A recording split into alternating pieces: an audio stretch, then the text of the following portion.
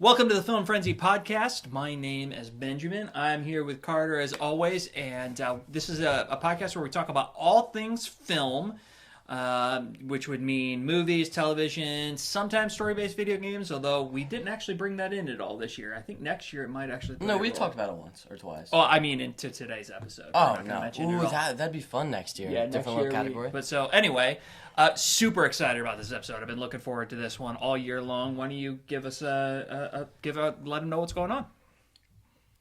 I know you did the intro. I want to say it. Welcome to the Film Frenzy Annual Award Ceremony. Woo-hoo! We've got 20 different categories. Next year, 21 because of the whole games. At least one category for games. We just Yeah, didn't think about that. For at this year. least. There wasn't really much this year. I mean, yeah, we have to at least play 3 games. Yeah.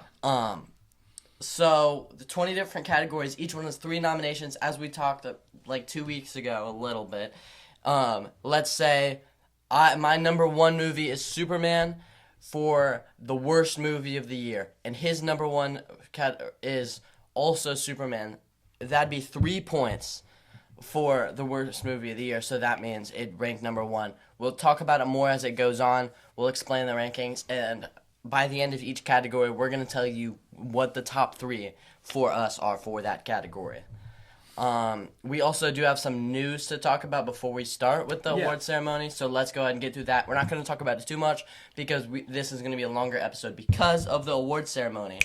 But first, let's just talk about the Supergirl trailer. I didn't think it looked incredible, but it's just a trailer that didn't show much. I don't really know what I was expecting. I mean, it just looks like an average. I think it's going to be not as, it's going to definitely be better than Captain America Brave New World, but I feel like it's going to be around that mid-tier range. I don't know. I went into the trailer with low expectations because you told me it didn't look good, and then I watched it, and a couple of I like the idea of a deeply flawed, super powerful character, so I like that. But I feel like we're gonna get a little bit of Thunderbolts type of vibe out of her, and the trailer gave me, I said this to you off screen, but it gave me serious Guardians of the Galaxy vibes from People the are hating overall. on it because of that. Well, I love Yeah. what James Gunn did with Guardians, so I think sure. that's his best work. So, arguably his best work. And I usually hate on Guardians, and I said it's his best work. So I think it's a good mixture of some of the vibes from Thunderbolts and Guardians of the Galaxy. I think it has the potential to be a sneaky good movie. Like I think that the low bar is Captain America Brave New World. The high bar is somewhere up near Thunderbolts. I don't think it'll quite hit that for me, but I think it has a potential to have some things for me personally that I find more interesting than Superman. Those are big words. I think the best it can be is around like Iron Man 3. I think that's the best it can be.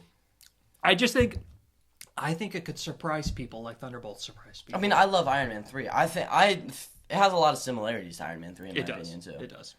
And none of it takes place on Earth, which is interesting. I mean, isn't crazy, but I'm just saying that. Good news. It was our negative like 2 weeks ago. It looks like Paramount is winning the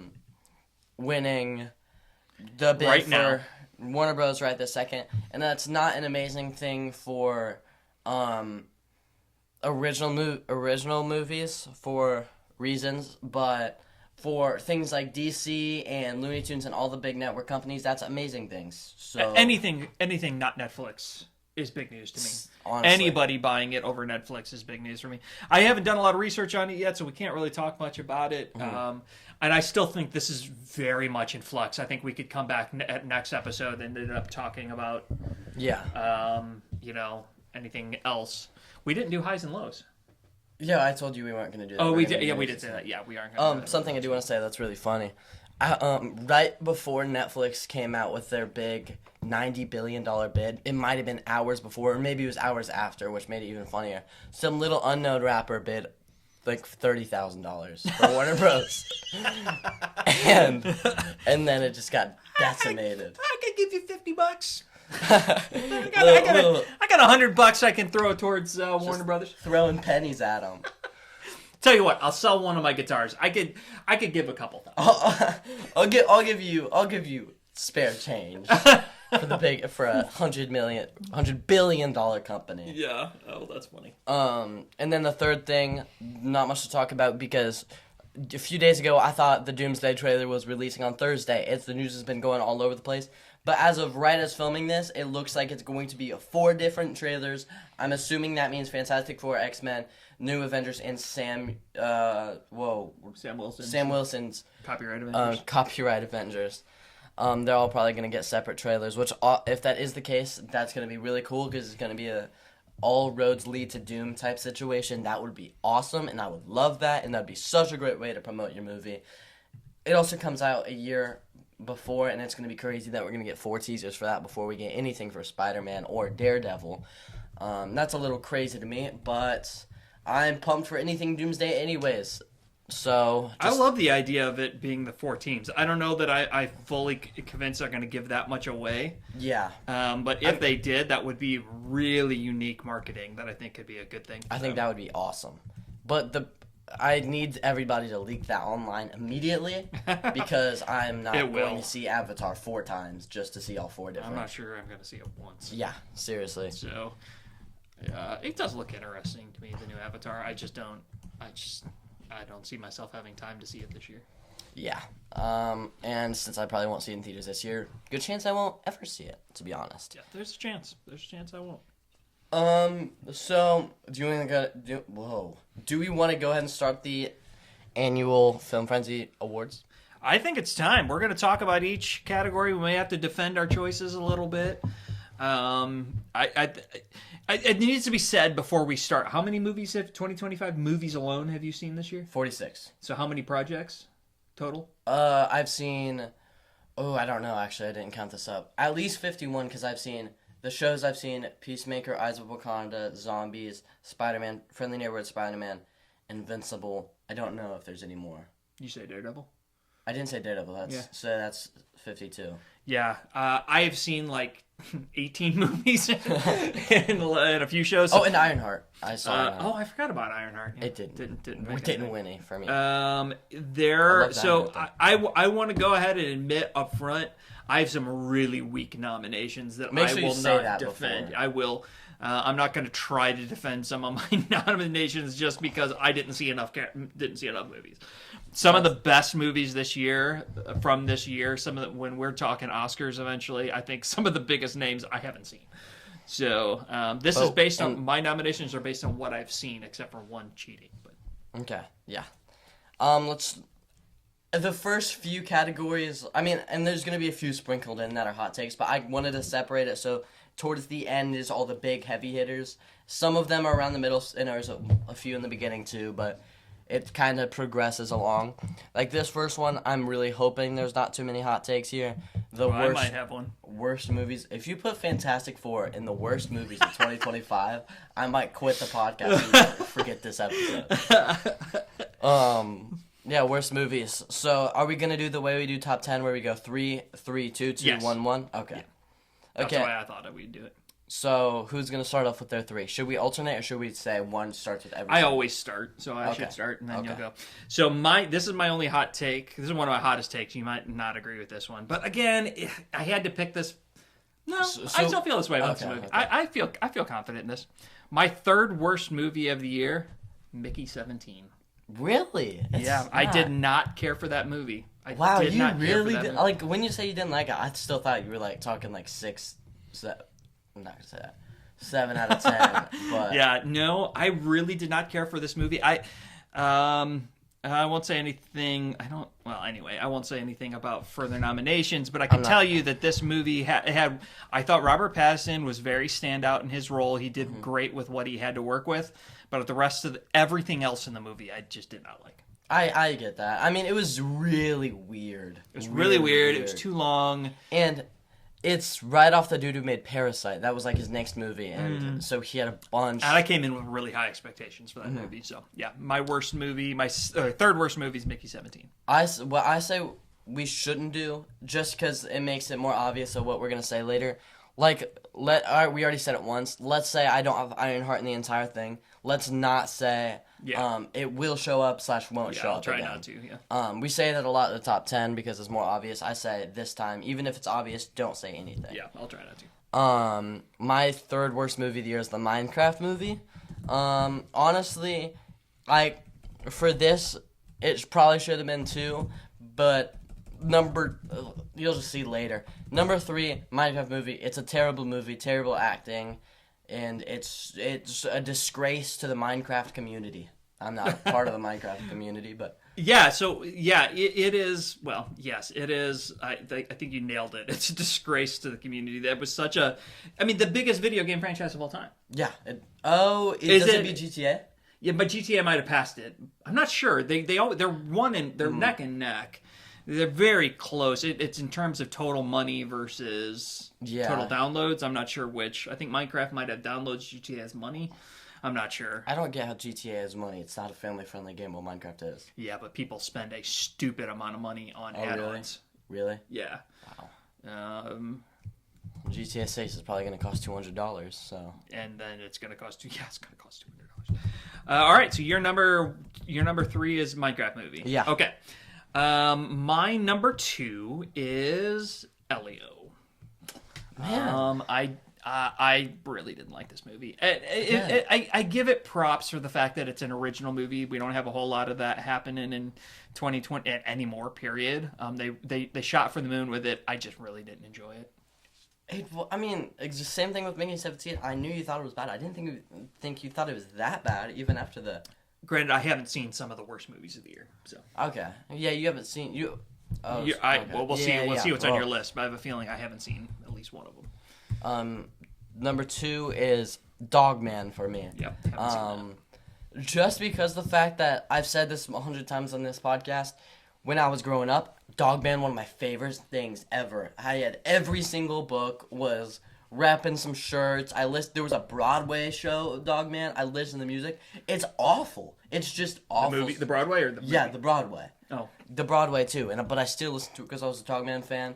And I grew out of it by the time this came out, but it was still like a good memory for me. And I came to this movie and it was awful, and it really broke my heart. So you were excited about that movie. I remember.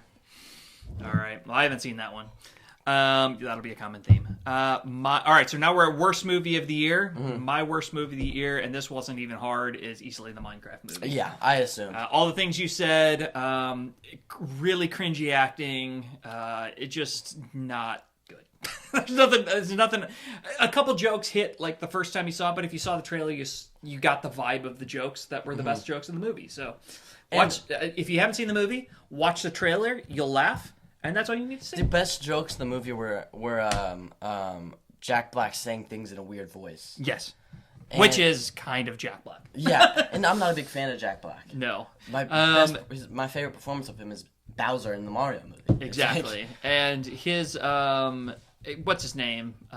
Jason Momoa. Jason Momoa is funny, but again, if you see the trailer, you see his funniest moments. You see him screaming, and that's funny, and then we're good. Saying all that, it was one of the best theater. It was a fun theater experience. It was such a great theater experience. Everybody was into the movie. Yeah. It was an awful movie. We all hated on the movie after we went. Because I went with my friends after we went with you. I went twice. But it was... Popcorn was thrown out with that theater.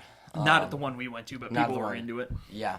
And then my number 1 worst movie, I don't think there is a single positive thing about this movie. Only thing I've given a 0.5 on Letterboxd, I think, Zombies 4. Awful I wrote it down before you said it. It's just like every single bad thing about Twilight and every Disney Channel movie ever is in this times 1,000. It's awful. I was expecting it to be bad. It was like 100 times worse than I expected. So, I haven't seen it, so I can't fully argue. You and I have had this argument before about whether or not a kids movie should get bonus points. But you do bring up a great point. A kids movie can still be a really good movie, and it was Toy Story what 3's. You tell me. It wasn't a great. Yeah, I mean, if a Toy Story 3 had released this movie or this season, that could be a contender for best movie of the year. Seriously, it's in my top 20 movies I've seen this year. So when it comes to the winners tab, we have one tie. Okay. for 2. So we have to decide, or for 3, I mean. For third place, our tie comes down to Elio or Dogman. We have to agree. I haven't heard Dogman. Elio has enough redeeming points for me. I don't mind Dogman winning. Here's the thing. I don't mind Elio being worse because of the fact that Dogman, a lot of my hatred for it comes from how high my expectations were. It's probably not that terrible of a movie overall. So, but Elio was not a good movie. I'm okay with giving it to Elio just because that's, I mean... What's our 1 and 2?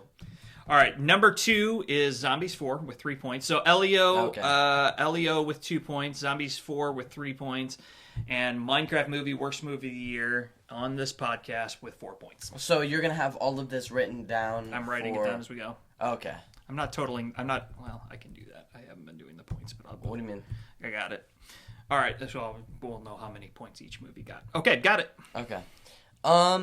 Next, we have most wanted to see that we haven't seen yet. This is maybe our most unique category. I like that category. I like this category because it also shows the people what we haven't seen. Mm-hmm. And even though we've talked about that before, this obviously is a category that none of the other things will be in anything else because... we haven't seen them. Yeah. So, your number 3. My number 3 is, I think you're going to be surprised. I have to adjust my list real quick. Okay. So you go first this time. Okay. My number 3, I don't want to say the name, but I'm just going to say it. Thackham Hall. I really want to see this movie. I think it looks hilarious. I mean, it just looks so funny. The trailer had me dying. Rewatch it had me dying again. Thackham Hall, is that what it is? Yeah. Okay. I think it looks hilarious. Yeah, it looks great. I think it does look really funny. It's got like a little bit of like Naked Gun type of humor mixed with Knives Out kind of humor mixed with it's all, and it's British, so it's like smart humor. Like it does look good. It does look good to me. My number 3 for 1 point is I never say it right. Is it Begonia? That's not that low. Yeah, Begonia's 2 in front of it are just. I really want to see him more. Begonia is my third most I want to see this year. I love all things. Why is her name? Emma Stone. Emma Stone. All things Emma Stone. So I think she's going to be brilliant in it. But it's not just that she's in it. Like the whole plot seems really interesting to me. So this is a must see for me. That's actually my number 2. Okay. And it was my number 1 until my number 1 happened. I just thought of it. But yeah. And I have a feeling she would have been a shoe-in for the best female actor. Yeah, if I hadn't seen her, if I had seen it, I think she would be. But it's just, it won't come out until around Christmas time. So, and we're filming this before Christmas, so. I just thought of this one. This is what I had to adjust. My number 2. Ooh, actually, nope. I gotta adjust it again. My number 2 is Life of Chuck. Life of Chuck, is that what it's called? Yeah, Life of Chuck. I'm just the way you talked about it, and maybe you've glazed it, but yeah, I definitely did. To be honest. But I really want to see. It's a great concept for a movie. So it really is. I mean, I'm not. Yeah, I don't think there's gonna be anybody in the world who likes that as much as I do. It's a 3.4 on Letterboxd, and I give it a 5. So, my number 1, I have binged the entire show, Stranger Things Season 5.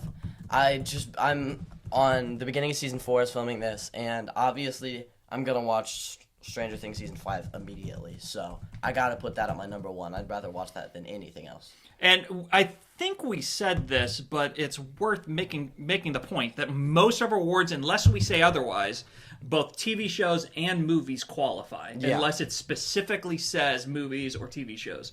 And we didn't say that specifically. Like, there's things that say projects, that includes both, but worst movie, that was just movie. That was just movie, yeah. Okay, my number 1, no surprise there, Stranger Things Season 5. Yeah.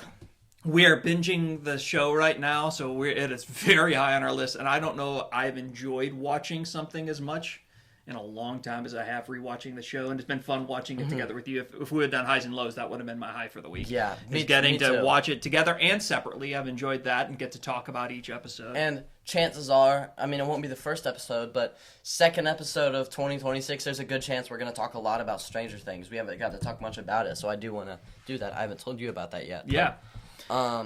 Let's see. So it looks like So it goes Stranger Things, Begonia, then Life of Chuck got 2 Life points. of Chuck. Yeah. So yeah, Life of Chuck with 2 points, Stranger Things with 3. I mean, Begonia with 3, And then and then Stranger Things with a whopping 6 points, the highest we can get it. So we're very excited about that show. Yeah. All right, I like this alternating. So we'll go back to me. Okay. Now we are looking at a misspelled word. That's gonna drive me crazy. The best. Oh, do you want to say? Go ahead. You Okay. need to introduce it. Best television episodes. So specifically episodes. I'm gonna be honest. I did not look up what the episodes' names were, so I just didn't say either. what happened in the episode. Yeah. Okay. I did the same thing. We're gonna disagree on this one. I won't say any more because I have a feeling it'll be obvious in a second. My third best episode of the season was the Invincible season finale. Okay. I really enjoyed the season finale. It's peak. We're not a spoiler-free podcast, so I'm going to spoil it. We're if you gonna haven't seen spoil it. a lot. A lot of stuff. I don't know that I've watched a show until, well, other than maybe Stranger Things, where I've been as on the edge of my seat as I was when I thought Adam and Eve was dying. He was texting me, I oh was my gosh, live Adam texting Eve him. might die. Adam Eve might die. Oh, she's Adam Eve- definitely dead. Yeah. And then you see her, oh my gosh, it was crazy. And everybody complaining about how bad the animation, then that one... I could care less. I mean, yeah, but the animation in that episode just stands out. You see freaking William get... That's his name, right? That's not his name. William. From what? The purple baby. Oh, no, it's not. That's William's the best friend. I don't remember his name. Oliver. Oliver, Right? Oliver. William's his best friend. William get thrown down to the floor, and then wow. I just Adam Eve is my favorite character from the show, and I really thought she was dead. And when she it was just great. It's just perfect. I love it. At my number 3rd spot, we have... Okay, I have a question. Are we going to count the winners for this, like, Invincible wins or Invincible episode 8? Episode. Okay. So I have Daredevil, the Born Again, the episode of the bank robbing scene. I love that scene. You're like, it's so our episode. It's so separate from the rest of the show, and some people don't like that. But to me, it feels like why would Daredevil, this superhero who takes care of New York, why would he only focus on one problem at a time? And sure, sometimes seasons have multiple problems at a time, but I'm saying just a bank robbery. Like, big movies / shows don't show that. We just kind of have to assume they stop those things. I'm happy they finally showed us that. And the way they showed us that was awesome. We finally got to meet Kamala Khan's dad and something else besides the Marvels. It tied Daredevil to Marvel. the rest of the MCU. Yeah. And Like, I get why action some scenes were people don't like it simply because it did pause the narrative. We had the ongoing narrative throughout from episode 1 to the final episode. It paused it, but I love it. Oh, I still love And it. it was the only unedited episode, right? From before they rebooted it. Really good scene. A really good show. Really good episode. And that, by the way, is episode 5. In case you were wondering, I looked it up. All right. So episode 5, Daredevil. All right. My number 2 favorite scene from the year was Daredevil episode of the year was Daredevil finale. Okay. I love the Punisher's role in it. Yeah. I love the ending. Even though it's one of the hardest to watch scenes I've seen in a long time. I forgot about that scene. When what's his D'Onofrio? What's his name? Vincent D'Onofrio. Yeah, but what's his Kingpin? Fisk. Wow, it was gone. When Wilson Fisk breaks the dude's face and jaw. And, Oh my gosh, with his bare hands. His bare hands. It's a great scene. And you see his. Oh my god. But the whole episode's just phenomenal. I loved it. My number 2 is the Conquest Battle, episode 8, the finale. Oh my gosh, you were on the edge of your seat. I'm telling you. That whole episode was amazing. Then you see at the very end, Cecil kept Conquest alive. I've never been a huge Cecil fan. Now I hate him. Oh my gosh, I was so mad. I hate him because now obviously Conquest is gonna come back and he's gonna kill people. Yep. So all right, another for Invincible season finale, and then my favorite episode of the year. It's probably not. I don't know if it's the best. Well, it's my favorite. Okay, yeah, and that's Daredevil episode 1. I loved Born Again coming back, and I thought it was just so exciting seeing the show again. So just the fact that it was back made the episode 1 so exciting. I hated and loved the death of Foggy. I thought they did it really well. Yeah, and I think he's coming back too. Yeah, but I thought they did that whole fight scene was awesome. Oh my gosh, it's with him and Bullseye. That's the best fight scene in the show. Though. Oh yeah, it was excellent. And then the ending with the colors representing Fisk and like the red and the, like all of that like was just really well done. I just thought it was a really well done episode. So that won my. I need to give that season, that season a rewatch. All the episodes kind of blend together for me. Yeah, but it was definitely one in the finale that won for me. I do want to say the finale. That was my number 4 spot. I almost made it. Yeah, almost made it. But my number 1 might be my favorite piece of media ever. I know what it is. I watched it 3 times. In the first month that it came out. That Invincible War, season 3, episode 7. Oh my gosh. The way they formatted it, day 1, day 2, day 3, day 4. Angstrom Levy coming back. You got all the fight scenes were peak. I don't care that the animation wasn't up to your perfect little standards. Rex's death scene was heart-shattering. It was that was also incredible. You felt. I'm telling you, after watching that, I had to go, like, get some fresh air. You just saw billions of people die on your screen. It's so peak. I think it's my favorite thing ever.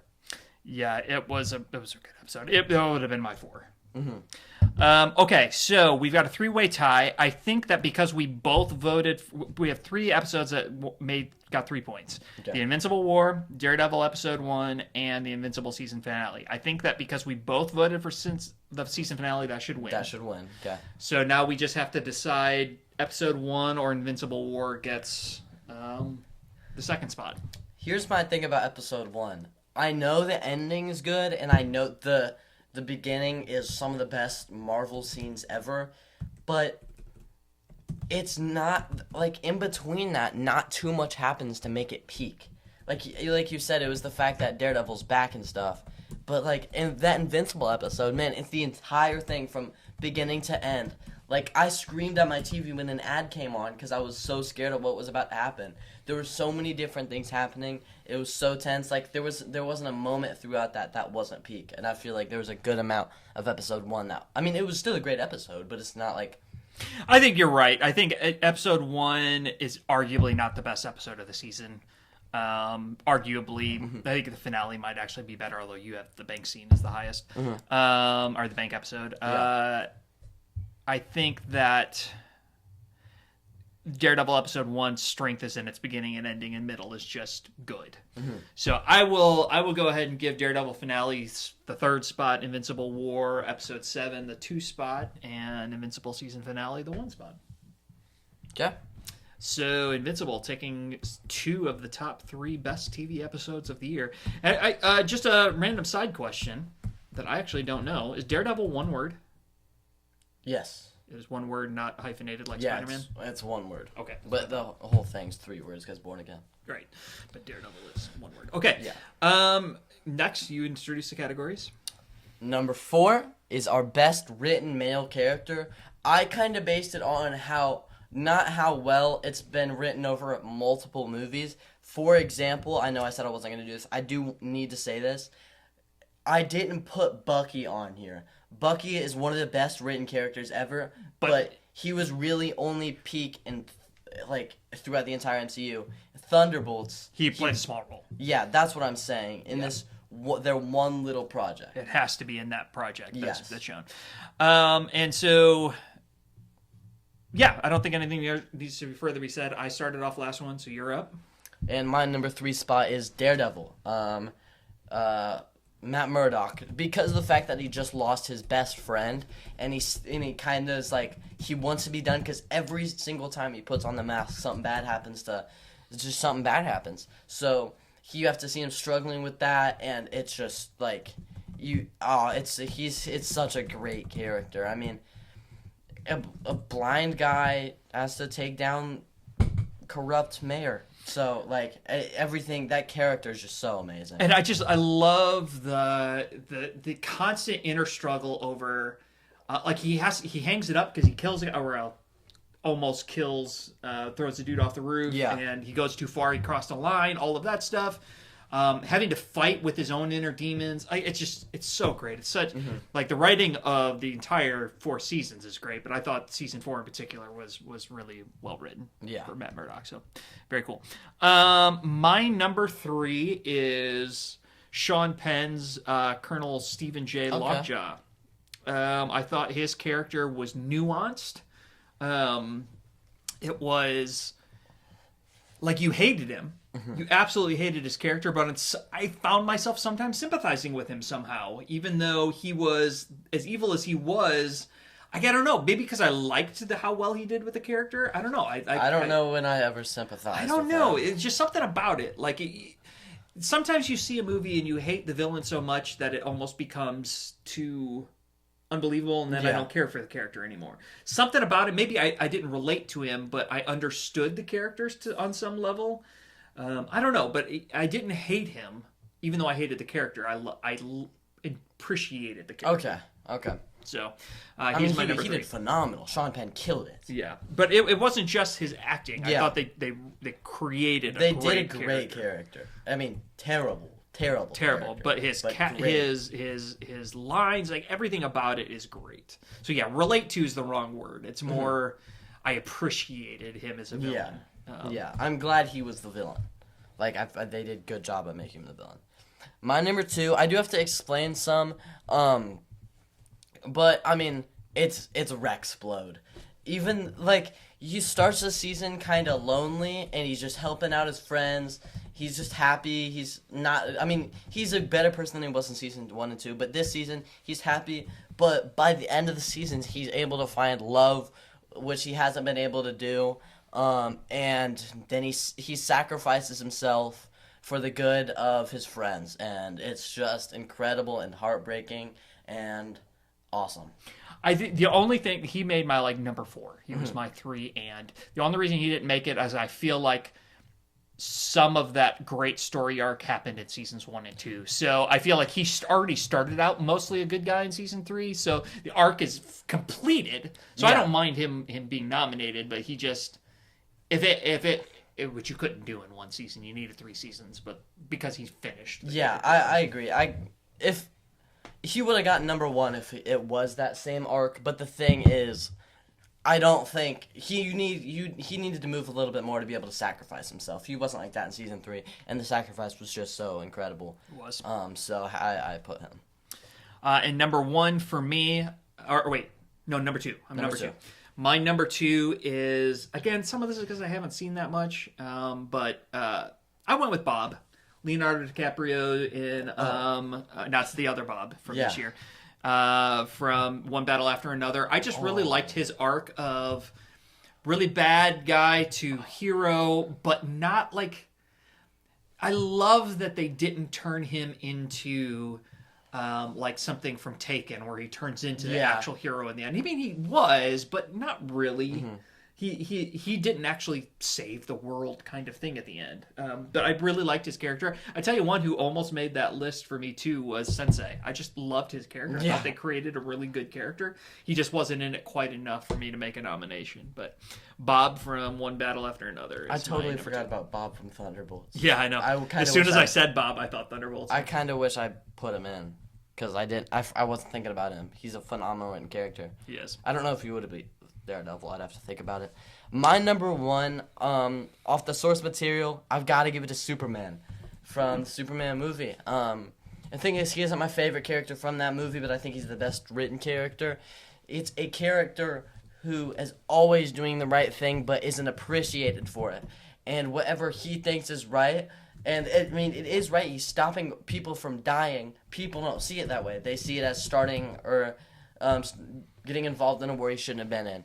And that conflict is really great. And then finding out his parents, oh my gosh, it's such a amazingly written character. It is, and it's Superman. Yeah, I think I didn't really consider him. You make a great argument for him, though. I think that, especially considering, even though I love Man of Steel, this is definitely the true version of Superman, and they did a great job of crafting the true version of Superman. All of that, love it. So that's a really good nomination. My number one is Matt Murdock. I just think he is the best written I made this argument on the podcast. He is the best out of costume superhero. You did say that. I just think that and specifically Matt Murdock, not Daredevil. Matt Murdock is the character that I think is the best written from this year. Season 4, I think, is just as good. Well, maybe not just as good. Season 3 is the best version we've seen of him. But Season 4 does a great job with him. Right. So that's my vote. I do want to say, earlier on the podcast, like beginning of the year, when you said that you were more talking about like the fight scenes and how cool he is, you said the coolest. You weren't talking about writing. I'd agree more on the writing side. He is a phenomenal out-of-suit character. If we're talking about how cool he is, I wouldn't say it's that cool. I got you. So this leads us to our finale, or I mean our winners. Yeah. So with 2 points, we have 2 tied. We'll start with 3 and go up. Okay. With 2, we have both Bob and Rexplode, and I want to make an argument for Rexplode, actually. I kind of forgot about him. Okay. So I think choosing between the 2, I would vote Rexplode. So unless you have strong feelings about Bob. I would definitely vote Rexplode. So Rexplode wins with 2 points. He wins the 3rd spot. 2nd spot, because he was in the first category, is Superman. Okay. 3, and then the winner is Matt Murdock with 4 points. Yeah. This is going to be a long episode, folks. How far are we at? I have no idea, but it's been at least 15 minutes, I think. Whoa, we're on category 4. Yeah, we're going to have to probably move it along a little bit here. You said you didn't want to rush it. I know. So you're just in for a long episode. Just make sure you keep an eye on the thing so it doesn't shut off. I shouldn't. It never shut off on this one. It shouldn't. I just worried I might run out of room. We'll just have to pause it if it does. Oh, yeah. It won't delete, though, if it does. No, it'll just stop. Okay. I deleted my most recent movies. We should be okay. Okay, so next category. Go ahead and introduce it. Same thing as last one, except for female characters. I didn't just want to do best written characters because that would have been way too hard. It would have been impossible. Yeah. It's funny. All of mine are really similar. Mine, I'm going to have some different ones on this one, I think. We'll see. All right, so I go first. All of our lists are varying a lot more than so far than I thought they would. I figured they would. But they're actually, I think they're closer than I thought they were going to be because you've seen so many more projects than I have. Okay. Your phone just vibrated, and I don't know why my heart dropped. I got really nervous for a second. I don't know why. My eyes widened. All right, my number 3 is, and I do not know how to pronounce her name, and I forgot to write down what her character name was. I don't remember. Vanessa from Daredevil Born Again. Vanessa is Wilson Fisk's wife. I love her character in that season in particular. The way she starts off as the mob boss. She has her secrets. You find there's a lot of nuance with her. I think she plays it brilliantly. I know we can't include seasons. Was she in? What did she? She 1, 3, and 4. She wasn't into. Yeah. I thought her character. I think she peaked in Born Again though. Yeah, I thought she was really good. I just really like the writing of her character. I don't know much more. No, she is great. I actually didn't really think about her. I still don't think she'd make my list. Oh my gosh, no, I'm an idiot. I don't know why my number 2 is on there. I'm gonna edit it. I can't because my number 2 is stupid. My number 2 right now is Karen Page. She's barely in it. She's barely in it. Yeah. I don't know why I did that. I'm gonna put okay. I got my number 3, but my number 3 is Adam Eve. Then, she was gonna be my number 4, and that's also kind of off the top of the head, so it might not be perfect, but. I mean, Adam Eve is peaking that season. She is trying to become. This is the season where she makes the building and it crushes, or makes the park or whatever and it crushes, right? She tries to become. I think this is where she tries to become an engineer and it just totally fails. I can't remember if that's 2 or 3, but I'm pretty sure she deals with it in 3 at the very least. So. And she has to rely on her parents still. She has to move back home. And, she's just such a well-written character. And she has that great ending. The end and final finale. Yeah. Invincible's my favorite thing ever, so I'm obviously gonna glaze the crap out of it. My number 2 is Jillian Jacobs from Invincible, Adam Eve. Oh really? I just when you have this final battle that has been built up to all season long between Mark and Conquest, we know it's coming, right? And they don't steal the show that she does. That's a great written character. Yeah, she's just so great. And she can slow down air. I'm telling you, if she just learned how to slow down air, she needs to do that more often. She was not doing that type of stuff in the Invincible. No, she went to a whole different level when she was almost killed. When she was basically blown off. I mean, she did more damage to Conquest than Mark did, for sure. I love her. And honestly, if they would have killed her in season 3, I don't know that I watched season 4. Really? I was so mad I was furious when I thought she died. Yeah. I almost didn't finish the episode. Wow. Like, I was so mad. You would have had to make me finish it. If that's how I feel if they kill off Alan the alien. Yeah. Oh, yeah, I like Alan a lot, too. Honestly, this character shouldn't be that high, but we've seen Adam Eve for 3 seasons. We've seen this character for 1 movie, and this doesn't win many things in this thing, so I gave it a little bit of leniency. Number 2, I have Sue Storm from Fantastic Four. She is like... I think she's the best written character from the Fantastic Four from this movie. Easy. Overall, Thing is one of the best written Marvel characters of all time. Not in this movie, though. Yeah, for sure. What's her name? Vanessa Kirby. Vanessa. Oh, I knew it was Vanessa Kirby or Vanessa. I kept going to Hutchins from High School Musical. Did not win an award this year. She has one incredible line. What is it? I wouldn't give up I would give up. I wouldn't give up my baby for the world, but I wouldn't give up the world for my baby. Like she has such a hard monologue there. It's awesome. She's great. I forgot about her. I think she's probably 4 for me. She is really good. Really good. My number 1 should not be a surprise to you. I think she's one of the best written characters of the MCU. Florence Pugh. Yeah. Did I get it right this time? Yelena Belova. I just think her character is brilliant where we've taken her, but in Thunderbolts, the depth of her character. I mean, this is a superhero movie. This is a Marvel movie, which everybody knocks for being super shallow, and they brought so much depth to it. I could talk all night about her. That's my number 1 also. Oh, nice. You start off a movie. By the way, a character that's one of the first MCU characters' sister, not one that you'd think is going to be one of the best MCU characters. We're talking about Black Widow's sister that was barely in it until like later MCU. Did end up being one of the best characters. You see her open up with that monologue jumping off a building, and then she talks about how depressed she is, but then she helps the Void out of it. Mm-hmm. Oh my gosh, man. And you had the feeling she went into the Void because she was depressed, but that you find out that's not why she went in. She went in to save Bob. Save Bob. And it was just so great. Oh, I love her character so much. So she obviously wins with 6, but I'm getting out of order here. Let me see. Adam Eve wins 2. Mm-hmm. So I know I'm going out of order here, but that's just how it's going to go.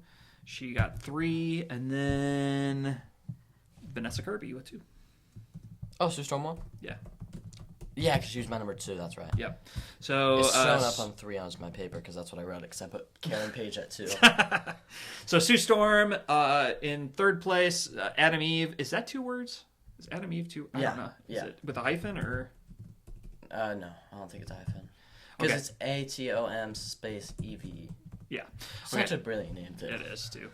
So Adam Eve wins the 2nd spot, and 1st spot goes by a landslide to Yelena Belova. I mean, probably best written character this year. Yeah, she clears in all categories for me. And that. you like Thunderbolts a lot more than I do. But. Yeah, so that was a surprise for me. So that's the first big surprise was that you put her 1. So great. Number 6 is kind of like the last one's best villain, but it's not written. It's just best villain overall, whether it's how good the villain is, or how much you liked the villain, or how effective / intimidating the villain was. And I have a feeling I had a hard time with this one. I did too. The top 2 spots, anyway.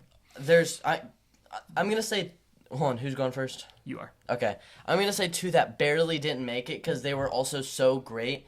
Conquest was really close to getting it. Obviously, none of the Invincible War variants were going to get it, or Angstrom Levy, because they were barely in it, and they were all just a bunch of different people. And Sean Penn's character didn't make it. just because these other ones seemed more intimidating and more effective and more peak. But not to say Sean Penn's and Conquest's characters were. Conquest is the actual character. He's not the actor. I don't know why I said it like that. Conquest and Sean Penn's character were so peak. So, I didn't say my number 3. So you're number 3. Yeah, my number 3, kind of like last one. It's Thunderbolt. The Void. The Void was a phenomenal. Like, it was so scary. You see, what's his name? What's Red Guardian's name? I mean, Red Guardian, but what's the actor's name? Oh, David Harbour. David Harbour. Is it Arbor or Harbour? It's Harbour. With the hard H. Yeah. Yeah. It's David Harbour hugging that girl, and then the girl freaking turns into a shadow. Oh my gosh. It was horrifying. And then it's what a great character. I mean, I love that character overall. Bob's so great. Is also one of the best written villains in the entire MCU. My number 3, shocking. I thought I was way out of left field with Lewis Pullman from the Thunderbolts. Yeah, he is the Void because he is also a superhero. Like he's both, but he is the Void part of him is terrifying. Yeah, the Void is the bad guy. Sentry is the good guy. Yeah, it's kind of like Moon Knight, where it's 2 split personalities. Yeah. So all right, so you're number 2. My number 2, this might surprise you a little bit, but just because we haven't seen a villain this good in a while, this, like, villainy, Lex Luthor from Superman. He was my 4. Nicholas Hoult just kills it. He kidnapped a dog. He kidnapped and tortured he kidnapped a baby. Yeah, he kidnapped a baby and threatened his dad to never stop doing that, and they were going to be like that for, eternity? Doing that? Yeah. I mean, I will say the only reason he didn't make my list, and he was very close. I mean, he does it. It's well written. It's just he's a little over the top for me, villain wise. He's like a really villainous villain that I can't identify with at all, but like a little too evil. But that's what you need for a comic book movie. So he nailed it, and there's no question the acting was brilliant in it. So didn't make my list, but he was very good. You're gonna be surprised at my 1. Actually, I don't know if you're gonna be surprised, but you're not gonna like it. My number 2 didn't make your list. Sean Penn, One Battle After Another. Stephen Lockjaw. Just great. He's just great. I hate him. I already talked about him, so I don't need to keep going, but he's great. My number 1, I'm telling you, I've said this little hot take before, but Galactus at my number 1. He is so incredible. I rewatched Fantastic Four not that long ago. Literal chills when you see Galactus talk for the first time. He is such a cool design. He's huge. He is awesome. I thought about him. He didn't make my list, but I thought about him. Because he's not really a being, or not like he doesn't really have a personality, so you can't say he's very well written, but that's why I said intimidating and awesome, and he's such a great villain because he doesn't care. All he's gonna do is do whatever he can do to either eat your planet or get what he wants from your planet, doing no matter what to get there. And I think I picked mine for slightly different reasons. Galactus is a great villain when you're just talking about pure horror, like because of what he can do. And I've loved Galactus for so long. He would have been my 4 or 5. My number 1 is mostly on the writing and the acting, but Kingpin from Daredevil, Born Again. Vincent D'Onofrio is. I didn't think of him. He is so good. He is the ultimate Kingpin. He probably would have made He probably would have gotten second place. I don't think he's better than Galactus. So Vincent D'Onofrio. So now we have to decide. So third place goes to the Void with 2 points, and we have Galactus and Vincent D'Onofrio. Oh, technically Sean Penn also. Oh, we have three-way tie for 2 points, but because we both voted for Lewis Pullman, the Void, he wins. So that leaves with 3 points Galactus and Vincent D'Onofrio. Oh man, D'Onofrio. Here's the thing. Frio. I always say that wrong. Here's the thing. I know you wouldn't put Galactus in your top 3, and I would put Vincent D'Onofrio in my top 3 if I would have thought about it. And you gave me some earlier, so I'll put Galactus at 2. I think that is a fair. So we have number 3, The Void. Number 2, Galactus. Number 1, Kingpin. I think this next category is gonna be our last. This one I was just stretched. I don't have much I can fight on with this one. This one I have reasons for each, but they're not super strong reasons. I don't have very good reasons at all. I totally stretched on this one. So I'm first, right? I didn't say the category. Oh, say the category, sorry. This for number 7 we have best costume design. There's some that have great costume design like Frankenstein, Wicked, but I'll talk about it more why these beat them out. Okay. I haven't seen a lot of the good costume movies, so I just kind of have to go off all of the what movies I saw. on my list you've seen. Really? Okay. My number 3 is Daredevil Born Again. I just love the costume. 3 is Daredevil Born Again. Oh, nice. I love the costume. I love what they... I was worried that Disney was going to get a hold of the Daredevil costume and make it too flashy or something. Like, it has to feel street, and I felt like they improved on it, but kept it street. And so I loved it. Next season, they're going to make the black and red costume, and that's going to be a shoe-in. Tough to beat. I forgot to say this. Next year we have Doomsday too. So the awards is gonna be so hard next year because we're gonna have Cyclops comic book design. Yep, that's gonna be tough. Best villain, Doctor Doom's gonna be a shoe-in for that. I keep saying that. I keep saying shoe-in. Am I saying it right at all? Yeah, you are. Okay. So we already both said our third place is Daredevil Born Again. And you forget I wasn't gonna put Daredevil Born Again, but then I remembered how awesome the Muses. Oh gosh, Muses costume was and awesome. Punisher. And Punisher. But yeah, Muses. I forgot about Muses. They totally sold on that character. But I think he'll come back. I hope so because they I think it might be like kind of like Robin where there's multiple. I think it's gonna be kind of like a follower. I hope so. I don't feel strong about this one. Honestly, Daredevil should have been my number 2 based on this. I put Thunderbolts. Mostly because I like Lewis Pullman's superhero character. Sentry. I liked his costume a lot. So that's the only real costume. I mean, I love Bucky's vibe every time he's on the screen. So going from the suit to back to the leather jacket was a lot of fun. And of course, you gotta love Red Guardian. Trying to fit into that suit is just great. So that's my number 2. I could give it or leave it. I was thinking about that. Not all of them have suits. A lot of them just have black like clothes on though. That's why I didn't put that one through. And this one's kind of a stretch. I have Superman at number 2 just because Superman's suit is so incredible. Like it's like the lines on that. And I think a lot of the designs for the characters. I think Lex Luthor's suits like it's all comic accurate. Now the bad thing about this is they do have some of the worst suits, but we're talking about the best suits, so we're not averaging them out. I think Superman's suit is amazing. Yeah.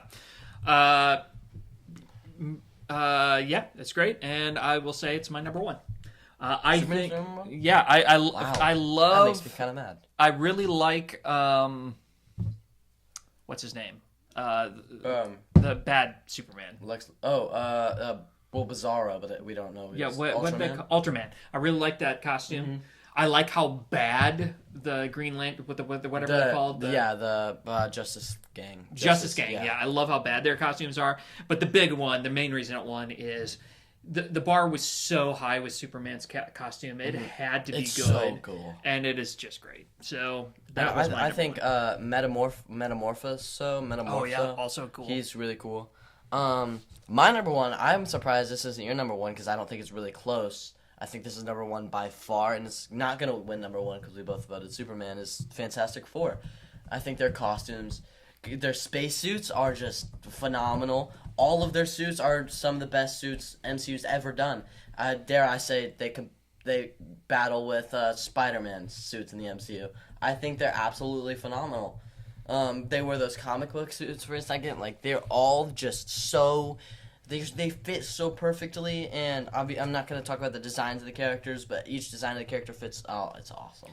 If I had really thought about it, that should be my number 2 over Thunderbolts for sure. I was having a hard time thinking of characters. So I don't Galactus, argue that. Man. And if that would have been, that would have won. Or no, it would have been tied. Yeah. We would have had to fight. So number 3 is Daredevil Born Again with 2 points, Fantastic Four with 3 points, and Superman with 5. Galactus' suit itself is just awesome. Oh, never mind. Wow. This one I had a hard time with. I had a pretty easy time with this. This is our saddest scenes of 2025. This is back to we've been at movies and shows. Movies and shows, saddest singular scenes. Okay. I go first this time, right? Mm-hmm. Yeah, because you just finished. My number one, this was the biggest stretch. I couldn't think of a third one at all, so I went with Kate Bishop's Death and Zombies, Marvel Zombies. I really felt it from Kamala Khan when she watched Kate Bishop and Riri. Yeah. When they both died, I really felt the emotion of Kamala Khan's character, and it really kind of shaped the rest of the show for her and her character arc, but that's a weak one. It's very weak. I would not argue for it in any I feel like there's really nothing else. There's not, is there? I'm trying to think. I mean... It was a huge stretch. I couldn't think of them. I'm sure your three are going to kill mine, so... Well, one of mine you haven't seen... But so I'm trying to think of. Well, I mean, we'll just see what one of yours are. My number 3. I actually had an opposite of him. I had a bunch down. It was kind of hard for me to decide. But some of them, like Peacemakers, that scene, that didn't make it. But my number 3 is Foggy's death in episode 1. A lot of it is because I wasn't as sad. I was actually kind of happy, believe it or not. Not because he died, but because episodes before that, our little Everything You Need to Know Before Daredevil episode, I said Foggy's gonna die, and I think in episode 1, one of my craziest predictions of all time. I didn't think it was gonna be the first 5 minutes, but yeah. So I wasn't as sad as the average person. I still was heartbroken. Especially for a separate reason. Dropped when I realized it seconds before it happened. I was like, he's gonna die. Mm-hmm. Once you knew that the guy wasn't there, you're like, he's gonna die. Oh, that was yeah. Okay, my number 2. This is a stretch, but this really hits me. It really hit me when I watched it. Sad is probably the right term. Real war makes me sad. Young people dying, young people having to deal with the horrors of war. We saw the movie Warfare. Joseph Quinn's wound and him laying screaming on the floor. Just a young kid, basically, dealing with the horrors of war. It's a true story. It really moved me, that scene. That's like one of those scenes that stuck with me for like the next week afterwards. I would come back to thinking about him screaming on the floor. Mm-hmm. So that the Warfare, Joseph Quinn's wound is what I put it, when he got his leg basically blown off. My number 2, it really almost made number 1 because I didn't cry, but I was as close to getting close to crying as you can be. Rex Splode's death. I forgot about that. It is just such because. Should be my number 3 for sure. I did that weird. My number my number 3. I saw on TikTok a bunch of people because people who read the comics love spoiling it. I didn't see Rex Splode was gonna die, but I kept seeing people say my entire skeleton and then something sad. Or okay, it wasn't. There was a word in between my entire and then skeleton, but I'm not gonna say that. But. Everybody kept had that line, and then just a sad clips in the background, and I went into that episode really worried for whoever was gonna say that, and then he said it, and it crushed me. I was heartbroken. I was too. I completely forgot about that one. That would have been my number 2 probably. I paused the episode. Believe it or not, I paused the episode and had to leave the room. After that. And I actually think I went to talk to my little cousin. Yeah. We've accidentally said her name on the podcast, yeah. Yeah. And it was a really funny moment, but I was actually heartbroken at the time. And I actually, thanks to my little cousin, she actually played hooky that day at school, so I got to watch the episode. Oh, nice. All by myself. But yeah, that was rough. My number 1 is... We're at number 1, right? Yeah. Yeah. My number 1, Daredevil's opening scene, the death of Foggy. That tore my heart out. Mm-hmm. Karen Page, she's not one of my favorite characters, but her reaction to him dying as she's trying to save his life was just... And just watching the look on his face, and then, of course, Matt Murdock from the roof. That was so rough. So that was my number 1. Okay, I have a question for you. Mm-hmm. Check the time after this one. I'm just curious. Okay. My number 1, you haven't seen it. Are you gonna watch The Long Walk? It's okay if you spoil it. Okay, because almost everybody's gonna die. It's like the last person to survive. Yeah. Okay, so here's the thing. I didn't want to put Long Walk on this list twice because I want to include Rex's death and Foggy's death. But I was really torn in between 3 parts of the movie, and if you've seen the movie, you know why. It's the 3 out of the 4 main characters. 3 of those characters die. I sobbed at every single one, and it's funny. I went with my cousin and my other friend to this movie, and my grandpa, but my grandpa was asleep. Of course he was. He actually woke up for one moment. A character pooped on the floor. That's the only scene he watched. Also, of course. Only scene he watched, and he was laughing so hard. Every single, and they all happen, like, the very end, obviously, you're sobbing. Your eyes hurt at that moment. Ben Wang's character, and I don't know the other guy, the hardcore Christian and the Asian kid. Oh my gosh, it's so sad. And you know they're going to die from the beginning, but you connect with the characters so much. You hear their wishes, what they want to do after the long walk, and then you have to remember that they're never... Oh my gosh, it's so sad. So I put the ending because the ending's probably the harshest because it's these 2 guys. Obviously, you know they're going to be the last 2 from the beginning. It's kind of a predictable movie, but it's so good. All right, so I think So, in 3rd place, we had a tie with Rexplode's death and Warfare, Joseph Quinn's wound. I'm going to go with Rexplode's death, though, because I would have voted that one. And Warfare would have been 1 point for me. So, Rexplode's death with 2 points. With 3 points is the long walk ending. And with 4 points is Daredevil opening scene. Foggy's death. Can you check the... Yeah. I'm just curious to see where we're Can you talk about the next category? Yeah. So our next category is Best Animated Project. So... Oh my gosh. How long? We're an hour. Are we really? Oh my gosh. Yeah, that's fine. Yo, that's crazy. How much? Yeah, we have to pick it up a little bit. We do, yeah. Okay. Best Animated Project. Yeah. So best could be TV, could be movie. Yeah. So, let's. I went first last time. So yeah. My number 3 is the Spider-Man, Friendly Neighborhood Spider-Man, first mentioned on this list, but it is a great show the way they did the characters. It's a really great show. Pumped for season 2 next year. Yep, love that show. Really good. Here, I gotta make an edit real quick. Wow, we are an hour. It does not. This has gone by fast. We knew this was gonna be a long episode. I didn't think it was gonna be this long. I did. Man. Okay. My number 3, I was struggling on this one, so I don't feel strongly about this, but this surprised me a lot, so I don't mind it as bad. Marvel Zombies. I really enjoyed that show. Had a lot of depth to it, and it was just better than I was expecting. It would have been my number 1. My number 2 is Marvel Zombies. Interesting. I give it a 5 out of 5 on Letterboxd. Yeah. I loved this show. It was incredible.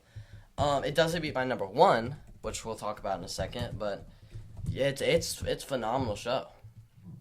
Okay, my number 2 is Your Friendly Neighborhood Spider-Man. I think our number 1's going to be the same. This is going to be the most similar. We've had a few of them that have gotten this. I had this at number 1 actually originally, and then I changed my mind on it. Your Friendly Neighborhood Spider-Man. It was just surprisingly good to me. Mm-hmm. Like I knew it was going to be okay, but it was really good. My only bad thing is I really don't love the animation. I actually do like the animation, and I get it's like supposed to look like a comic book and stuff, and I just don't love it though. I'm just gonna write yours down because I know what it's gonna be. Yeah. Okay. Zootopia 2. It better not be. Invincible season 3. I've glazed it enough. Don't gotta talk too much about it. I had that at 2 until we started typing this, and I'm like, nah, really. After talking about that finale and the Mark War, the rest of the season isn't wonderful to me. It doesn't stand out as much to me. But the Rexplode dying. That was in the Invincible War, right? Yeah. And then the season finale. The last 2 episodes were just... The rest of the season's only like a 9.9 for me, so out of 10. So we've got a 2-way tie, so we got to decide who gets 3rd and who gets 2nd between Zombies and Spider-Man. I don't really care. You can choose. Because I know you don't like zombies as much as I do. Let's go Friendly Neighborhood Spider-Man at number 2. Okay. Yeah, I'm okay with that. Oops. Got to put the hyphen between I'm the not spider still and the blown man. that it's been an hour. you go ahead and start introducing the next category. This one, I kind of threw in there because I wanted more things to be able to get the award. I have most unique movie. So a movie that I'd say is almost like nothing else I've ever seen. Like, I almost said The Phoenician Scheme is one of them, but it's like every single Wes Anderson movie. Even though the storyline's really like unique, the way they shoot that movie is like every other Wes Anderson movie. Yeah. So you can't do that. I'm talking about super unique. And just a note for how long this is going to go. The Oscars take over 2 hours long, and they always run out of time every year. So it's not Really? weird that we're going Oh, long okay, on this. okay. So, all right. So, who led off? I said... Wait. You did the last. You said the last one. So Yeah. that means I led off. So Yeah. Wait, I go first? Yeah. Okay. So, my number 3rd spot is Mickey 17.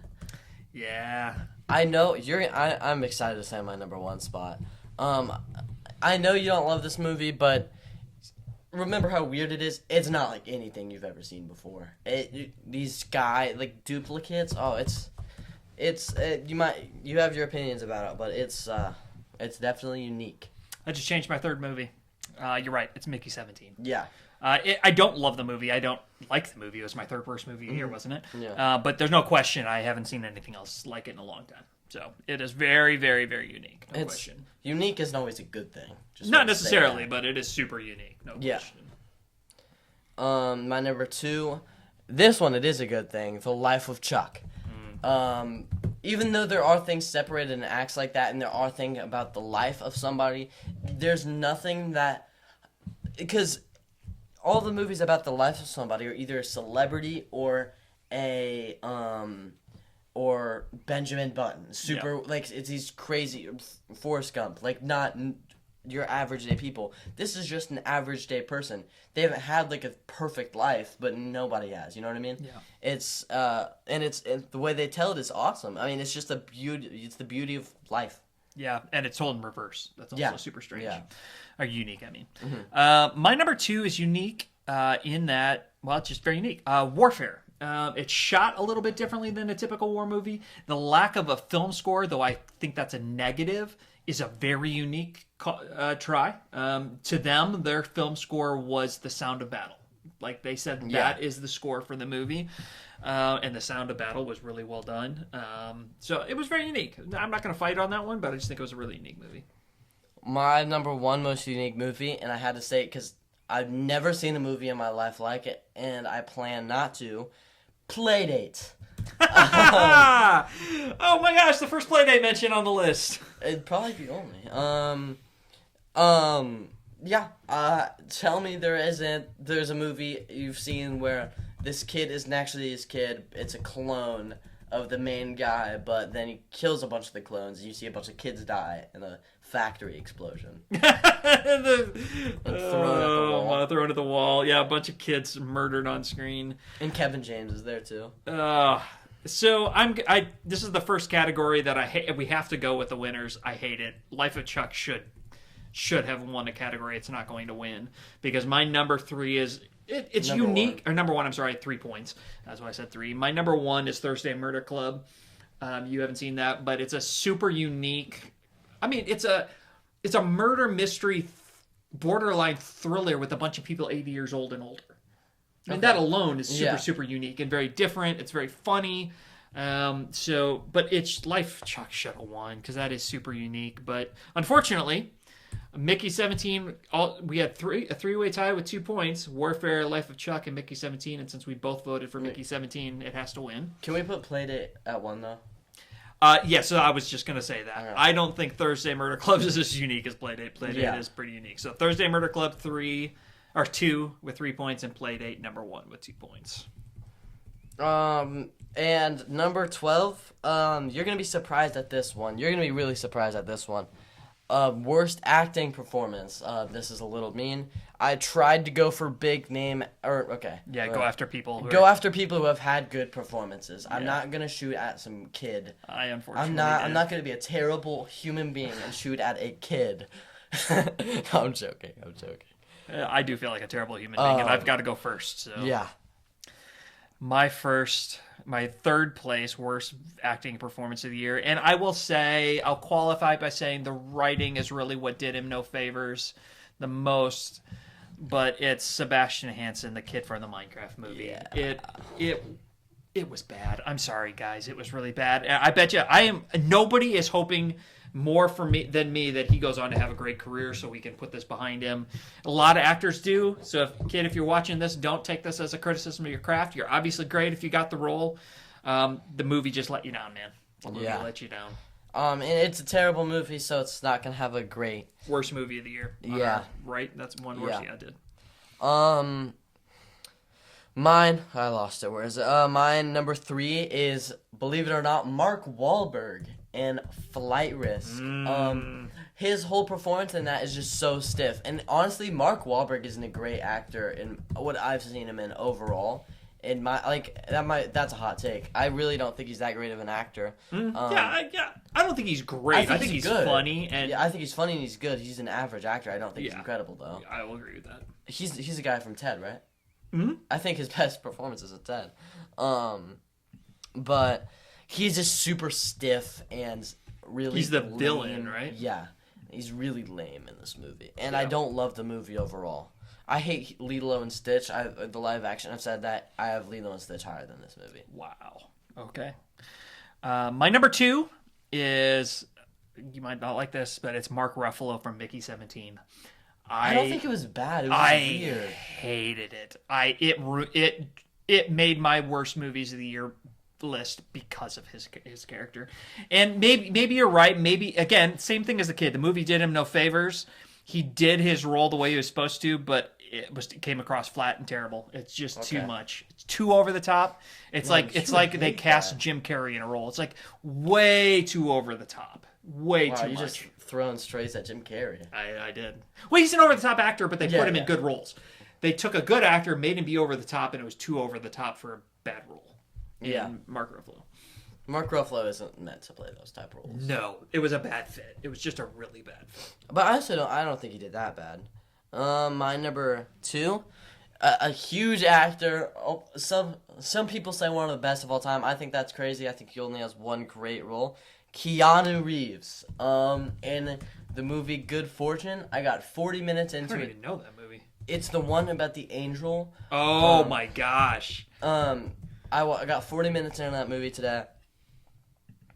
He is unwatchable in that movie. Oh no! It's so bad. I wanted to see that movie. And you still can. Seth Rogen does really good. I think the main guy does okay. I think the main guy almost made my worst ones actually. But Keanu Reeves, it's mind blowing how every single thing he says is terrible. It's really he's like one of the most liked actors because he's so likable. Yeah, that's what I meant. He's not a great actor, but yeah, he is. That's terrible. That's sad. It's really bad. Number 2 worst. He says every line so straight. He just kind of says it, no facial expression. Oh, I can see that too. Oh, it's really bad. He's not supposed to play a funny guy. Yeah. No, that doesn't. Well, I mean, he did get to start doing Bill and Ted's Excellent Adventures. I don't know what that is. Yeah. Oh wait, gosh.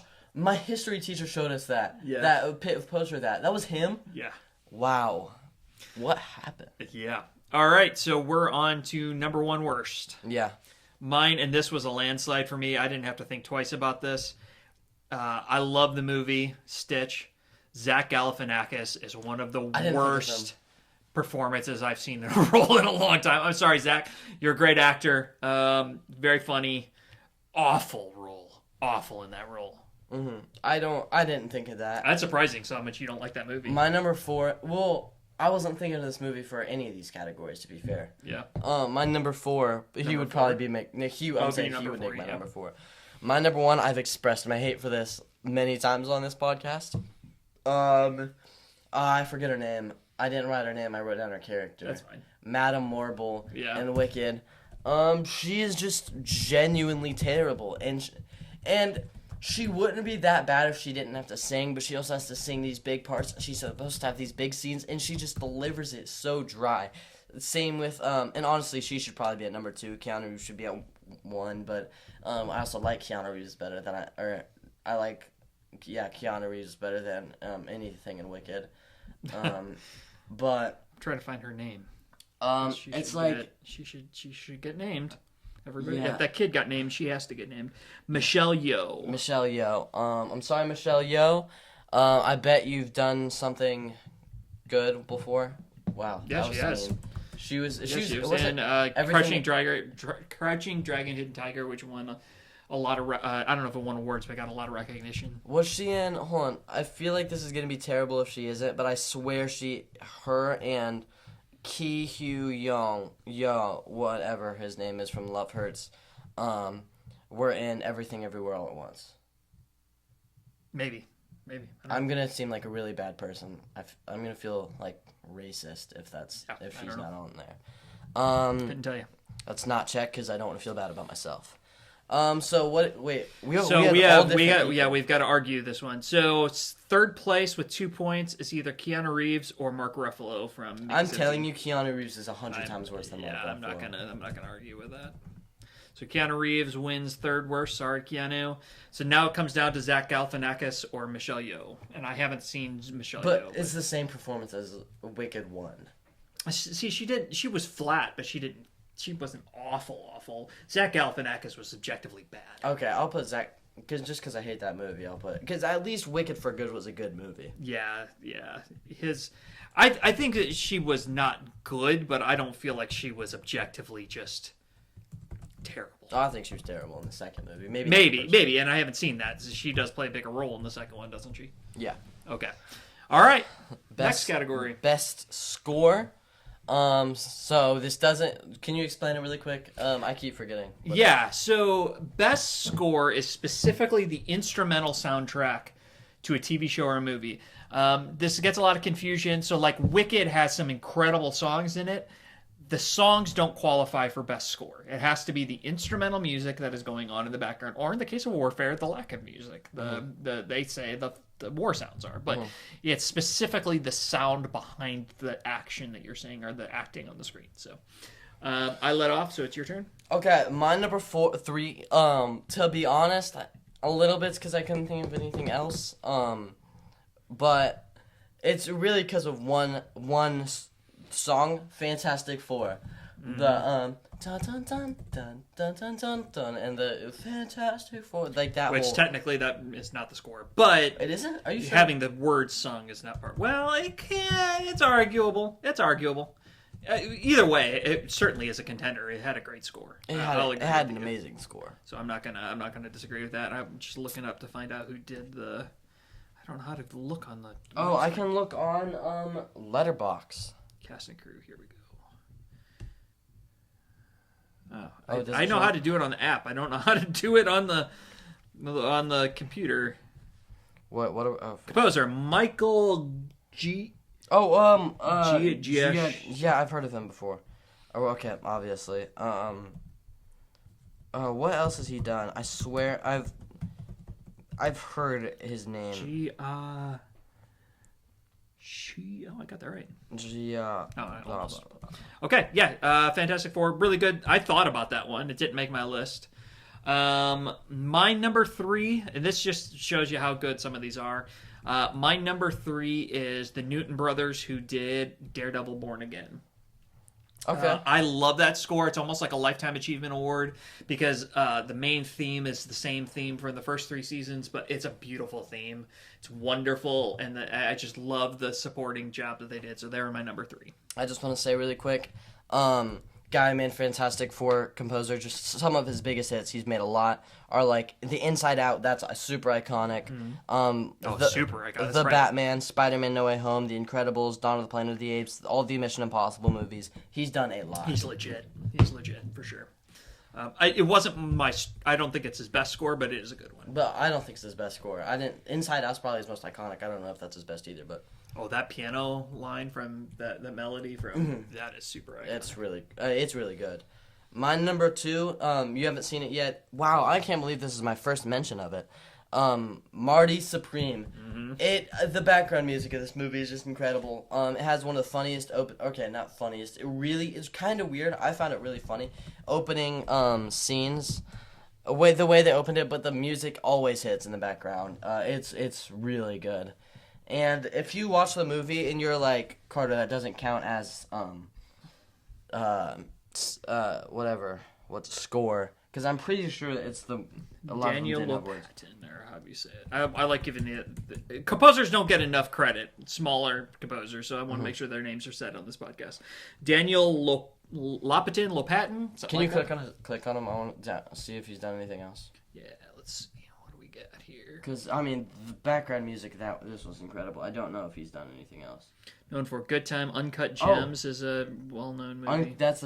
People say this is pretty really similar. I want to watch Uncut Gems soon. Yeah. Yeah. Cool.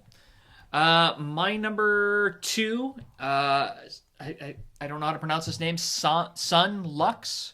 The score for Thunderbolts. Okay. It had a lot of cool. I don't remember it specifically. I just remember walking away going, the use of piano in this score in moments you weren't expecting was beautiful and haunting, and just did a really great job. It stuck with me. I can't remember the themes, but I do remember walking away going, that was one of my favorite Marvel scores. Yeah, it was great. My number 1, it should win the Oscar. It's all obviously original, but it's so like there's nothing else like it. The Sinners, it's so the entire last scene, because a lot of the movie is about music. I mean, the main guy carries a guitar for the whole movie. Like it's not Michael B. Jordan, but it's phenomenal. It's really, really good. The entire it has a different feel to it. Come on, how do I get to that? I'll guess and I really wanted to see that really bad. So I think that based on everything that I've heard about it. Oh, there we go. Oh, geez, that's a super famous composer. Would have made my list if I had seen it. Ludwig Göransson, I think. What else have you done, Ludwig Göransson? I can go ahead and look that up when you do. I'll do mine. My number 1. Oh, hold on, I already found it. Okay, tell me. He did Oppenheimer, Black Panther, that's what I'm remembering. Creed. Yeah, he's done a lot of things. He's done everything with Ryan Coogler. Oh, nice. Okay, so Sinners, definitely a strong one. I'm breaking my rules. All the rules from this. I have not seen any of this yet.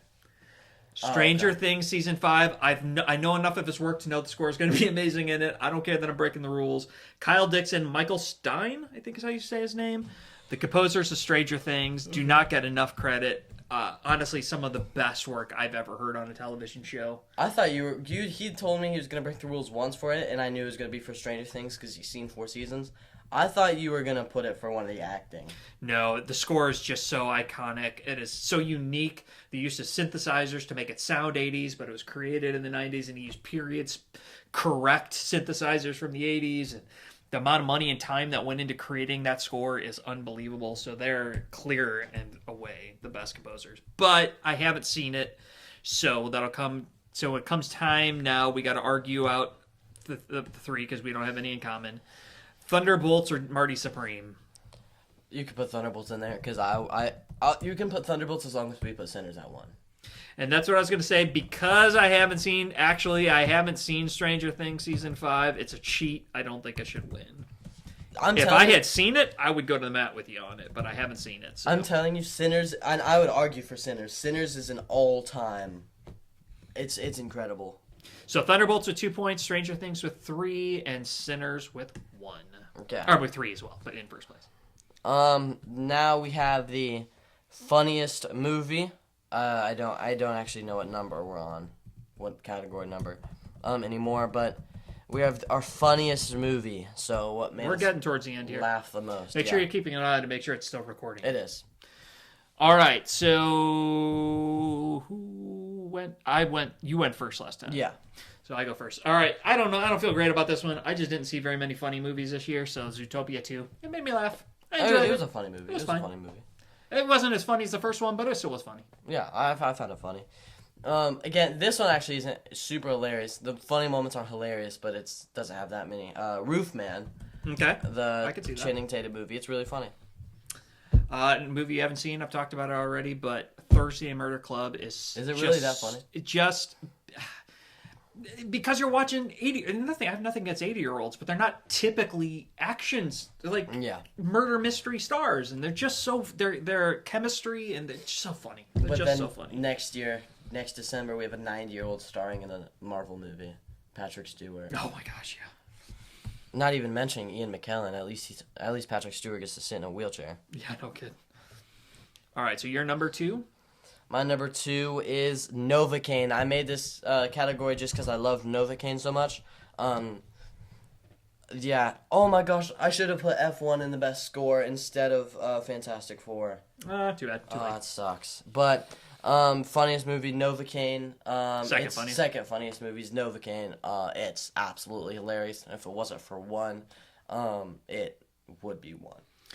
My funniest movie was maybe the easiest thing on this list to watch or to pick on this whole list. It was, I haven't laughed this hard in a long time. I cried. I laughed so hard, and it was not always because it was trying to be funny.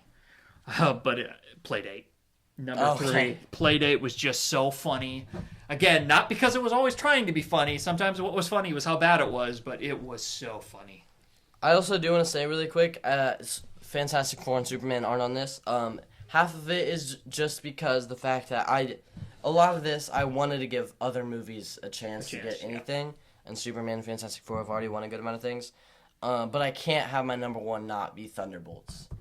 I didn't even put that on the list. That was stupid. That's really? A great one, yeah. It is so funny. I think funny. It's the funniest movie this year. I don't think it's as good as Fantastic Four Superman, but I definitely think it's funnier than Beast at Home. Okay, so... You didn't say your number 1. Yeah, I did. I said Playdate. Oh, that was your number 1? Okay. Yeah, it was with Playdate. Wow. So, with 2, we have again 3 movies that aren't connected, or that we didn't have any in common. So, Novocaine or Thursday Murder Club in third place.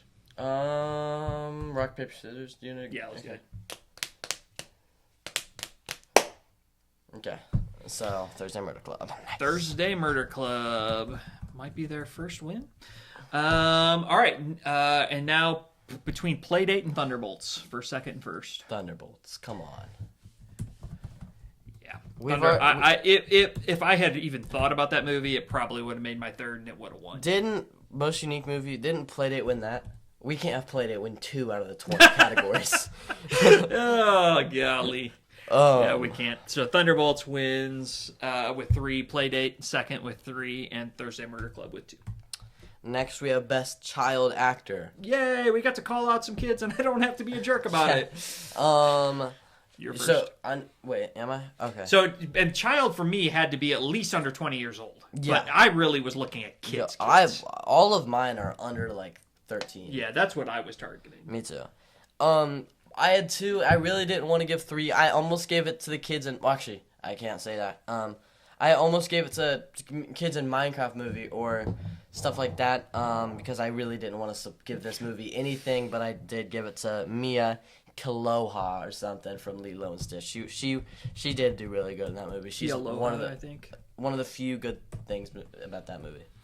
My number 3 is...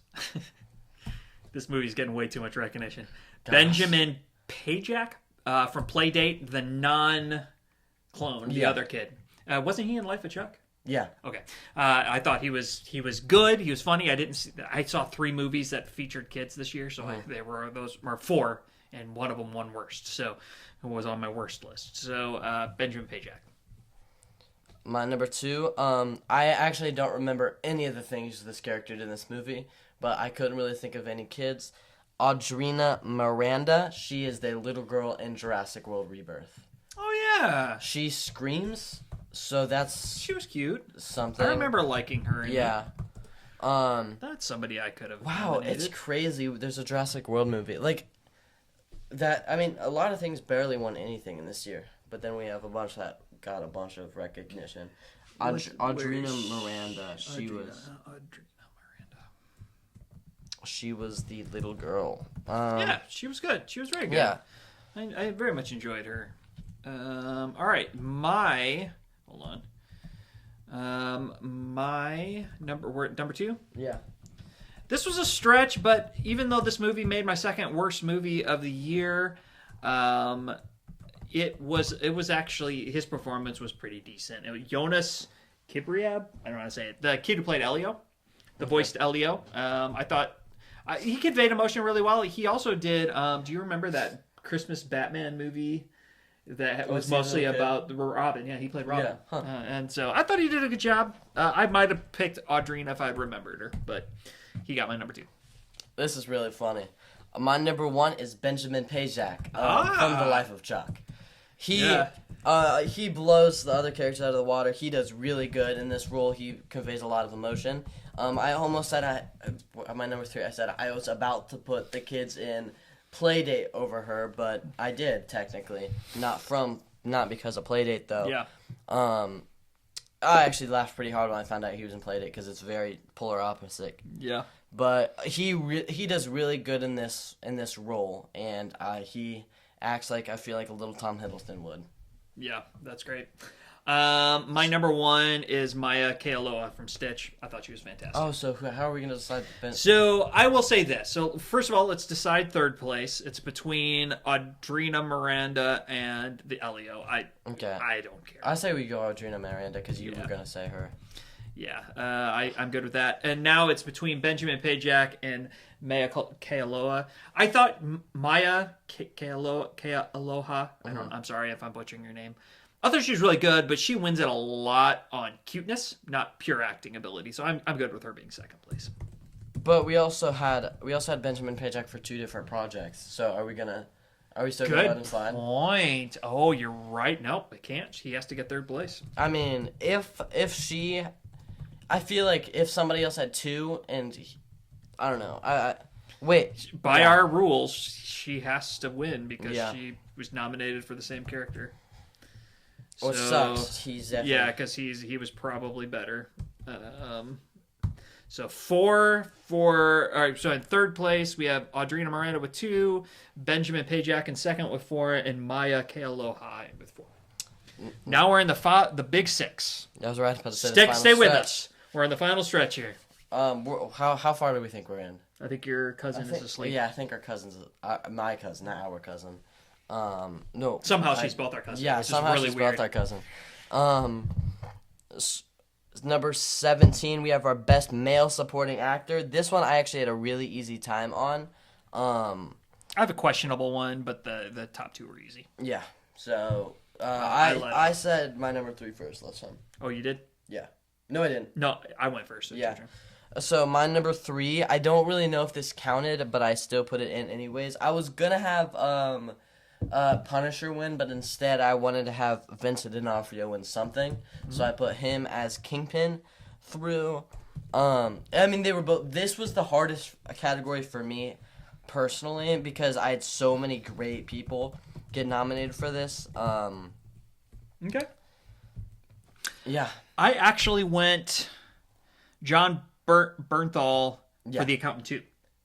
Really? I really enjoyed his character in The Accountant 2. I didn't have a lot. I had to really think about a third best supporting actor, and I thought his character was nuanced. He conveyed some emotion. I loved his interplay with over Ben the Affleck. Punisher and Born Again? He just wasn't in enough of the Punisher for me to give him for that one, so I gave it to him for Daredevil Born Again.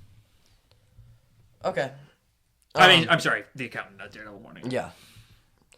I have David Johnson from The Long Walk. He is fun. Like, if it wasn't for number 1, he would be a clear number 1 for me. I've said it since I've seen him. He's one of the up and coming actors. I can tell already. He's incredible. I want to see that movie. Number 2 for me is Vincent D'Onofrio. D'Onofrio. Yeah. Man, I'm gonna get that right one of these days. Vincent D'Onofrio, Daredevil Born Again, just brilliant. That's all I need to say. It's just great. And my number 1, I'm hoping we have the same number 1. I have Sean Penn from One Battle After Another. I actually don't think I've had any One Battle After Another things yet. But One Battle After Another's amazing movie, and he is phenomenal in it. Yeah, he is my number 1 as well. Yeah, I think he's gonna. If he doesn't win the Oscar, then I'm done with the Oscars. Seriously, I mean, last year I kind of paid attention. I just didn't see enough 2024 movies to actually care too much. I think 46 is enough to be able to have a good opinion on it. If he doesn't win, I'm going to be very mad and quit with the Oscars. It'll just be a joke if he doesn't win. Seriously. Okay, so in third place we have, with 2 points, we have David Johnson. Okay. In second place with 3 points is Vincent D'Onofrio. There's no or. There's no or. D'Onofrio, and Sean Penn with 6 points, easily winning. I had a hard time with this category. Yeah. Best female supporting actress. I did too. I couldn't think of. Oh man, I said this earlier. I can't read that again. Okay, I'm gonna have to pull it up. I can't read my number 3. I told you I wouldn't be able to because I wrote it too small earlier, and guess what? I can't read it. It's my turn to lead off anyway. Yeah, but it's best female supporting actor. Best female supporting actor. My third place goes to Rachel Brosnahan, I think is how you say it, from Superman. As Lois Lane, I really liked her character. She was interesting. She was funny, as I was expecting her to be funny, since she's incredible and marvelous Mrs. Maisel. And yeah, I really enjoyed her. Coming to think of it, mine was Valentina Allegra de Fontaine from Thunderbolts. I think my new one's also going to be Lois Lane. I agree with that a little bit more. I think she killed the role, and I'm excited to see more of her. A tough role because it's a lot of expectations for that movie, and I thought she killed it. So. Oh, yeah. All right, my number 2 is, and I'm not even going to try the name, Vanessa from Daredevil Born Again. I just think she's brilliant. I just thought she did an amazing job in that role, so she gets my number 2. My number 2, it's funny. I said one time that she didn't deserve an Oscar for this role, but then you pointed out the fact about I don't know. I have Ariana Grande at 2. Okay. I mean, I don't think this is her standout movie. This is the only thing Wicked 2 got. But yeah, it's like the Lifetime Achievement Award. Like, she probably wins it more from the first movie, but the character usually wins it in the last movie of and the series. To be honest, I was just struggling with this category. I had to have somebody. Yeah, Ariana Grande, I would call that a really solid. If I'd seen it, she would have made the list probably. My number 1 easily is Jillian Jacobs from Invincible, Adam Eve. I can't get enough of that character. I didn't put any voice actors. I should. I know, and it's art. Is it harder to be? I think it's harder to be a live action actor than it is to put a great performance for voice only, because you have to do both. But she was just so good as that character that I had. But I don't think any live action actor has as good of a voice as a voice actor. You know what I mean? True. Yeah. I mean, that's not a bad thing towards anybody. I'm just saying. Okay. I'm losing it. Okay, my number 1, is Tiana Taylor from One Battle After Another. I'm not really confident on this top 3 at all, to be honest. What role was she? She was the mom. Oh yeah. She did really good. I gave her a lot of thought. I thought she was good. I didn't think she was as good. Well, we'll talk about that in a minute. Sorry. Oops, I wasn't supposed to say that. All right, so at 2, we have to have Rachel Brosnahan, since we both voted for her. So she wins with 2 points. She gets third place. For first place, we got to go between Jillian Jacobs and Tiana Taylor. I'll go Jillian Jacobs. Okay, I figured you would. So Jillian for 1, you mean? Mm-hmm. Okay, so what on earth is that? There's that's kind of awesome. You have a screen on your keyboard. Oh yeah, it can do different things. It's pretty awesome. So Rachel Brosnahan with 2 points, Tiana Taylor with 3, and Jillian Jacobs with 3 in first place. Best. Okay. Go ahead. Sorry. Best female. Oh, I went male, female, female, male on accident. That's fine. I actually think the Oscars does that. Really? I think so. Well, I have best female actor. We're getting down to the final 4 here. I almost started naming off my list. Yep, I'm first. Mm-hmm. You haven't seen it? She's brilliant. Helen Mirren from Thursday Murder Club. Okay. She's the lead actress in the show, and it's just great. You're going to be surprised at how low this is. I think this is going to be your number 1. I have number 3 as your Florence Pugh. She kills it as this role. What else can I say? Mm-hmm. I think we've glazed her enough. Love her.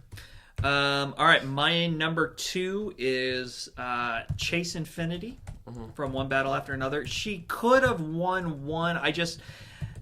She doesn't have a huge character arc. She's incredible at her role, but her character wasn't given a big arc. I mean, she's just an innocent kid trying to survive, basically. Yeah. And I will never forgive the movie for not letting her do anything karate on Sean Penn, because they show her doing that so much, and then she never. Well, she does flip him over that one time. Yeah, but you wanted her to like kick him in the crotch. Yeah, yeah. You wanted it to happen. So I will never forgive her for that. My number 2, Haley Steinfeld from Sinners. Man, she was creepy. Oh my gosh, she was terrifying. She killed her role. I don't think she's gonna win Best Actress. To be honest, she's more of a supporting actress anyways, but I think she's lead enough to give main actress. She's really, really, you know, like Kate Bishop? I know she is. Okay. I don't know anything about the role. She is Michael B. Jordan's one of their love interests. I'm just getting the spelling right.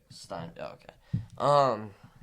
Yeah, she kills it. Oh, do you hear the news? She's pregnant, which means she might have to get delay on when she can record Gwen Stacy's voice lines for Beyond the Spider-Verse. Oh, interesting. Yeah, that's what they need, another delay. Yeah, another delay for Beyond the Spider-Verse. Awesome. I don't know if that's 100% Allen, right? True. Yeah. Yeah. Oh, star quarterback. That means he might take a little break from the league. I don't think so. Huh? He won't. Football player, sports players, athletes never miss time for him. Okay, good. He's my fantasy player, so kid can wait. All right, my number 1 should come as no surprise to you. It's just not even a question for me. It's Florence Pugh from Thunderbolts. And my number 1 is Chase Infinity from One Battle After Another. I think she the desperateness of her character, the sadness, I think she kills her role. I think she does really, really, really good. So let me see. So we've got to have. Ooh, this is tough. I got to do cross math here. Okay, I think Haley Steinfeld. She got 2 from me. Got 2 points, so she gets 3rd place. Then for 4 points is Florence Pugh. And then Chase Infinity got 5. And then Chase Infinity got 5. Okay, so can you say the order one more time? Yep. Let me finish writing this down. All right, so we've got, if I did the math right on that, yeah. So Haley Steinfeld in 3rd place with 2 points. In 2nd place, Florence Pugh with 4 points. And in 1st place, Chase Infinity wins Best Actress with 5 points. Best Actor. Best Female Actor. We don't use actress anymore. Because it's like makes them a second-class actor. They're actors. Oh. They don't need to be called actresses. I've never heard that before. Yeah. Best Male Actor. This is the last acting. I don't feel real good about my list. This is my worst list. I actually think I cooked on this list, and you're going to be really surprised because we're not going to have a single one the same. Yeah, no, we're not. I guarantee it. I let off, right? Yeah. Yeah, so you're up. My number 3 is Michael B. Jordan. It takes a lot to play two twins that are very different characters, but they're also crazy. Yeah. And it's better than Robert Pattinson.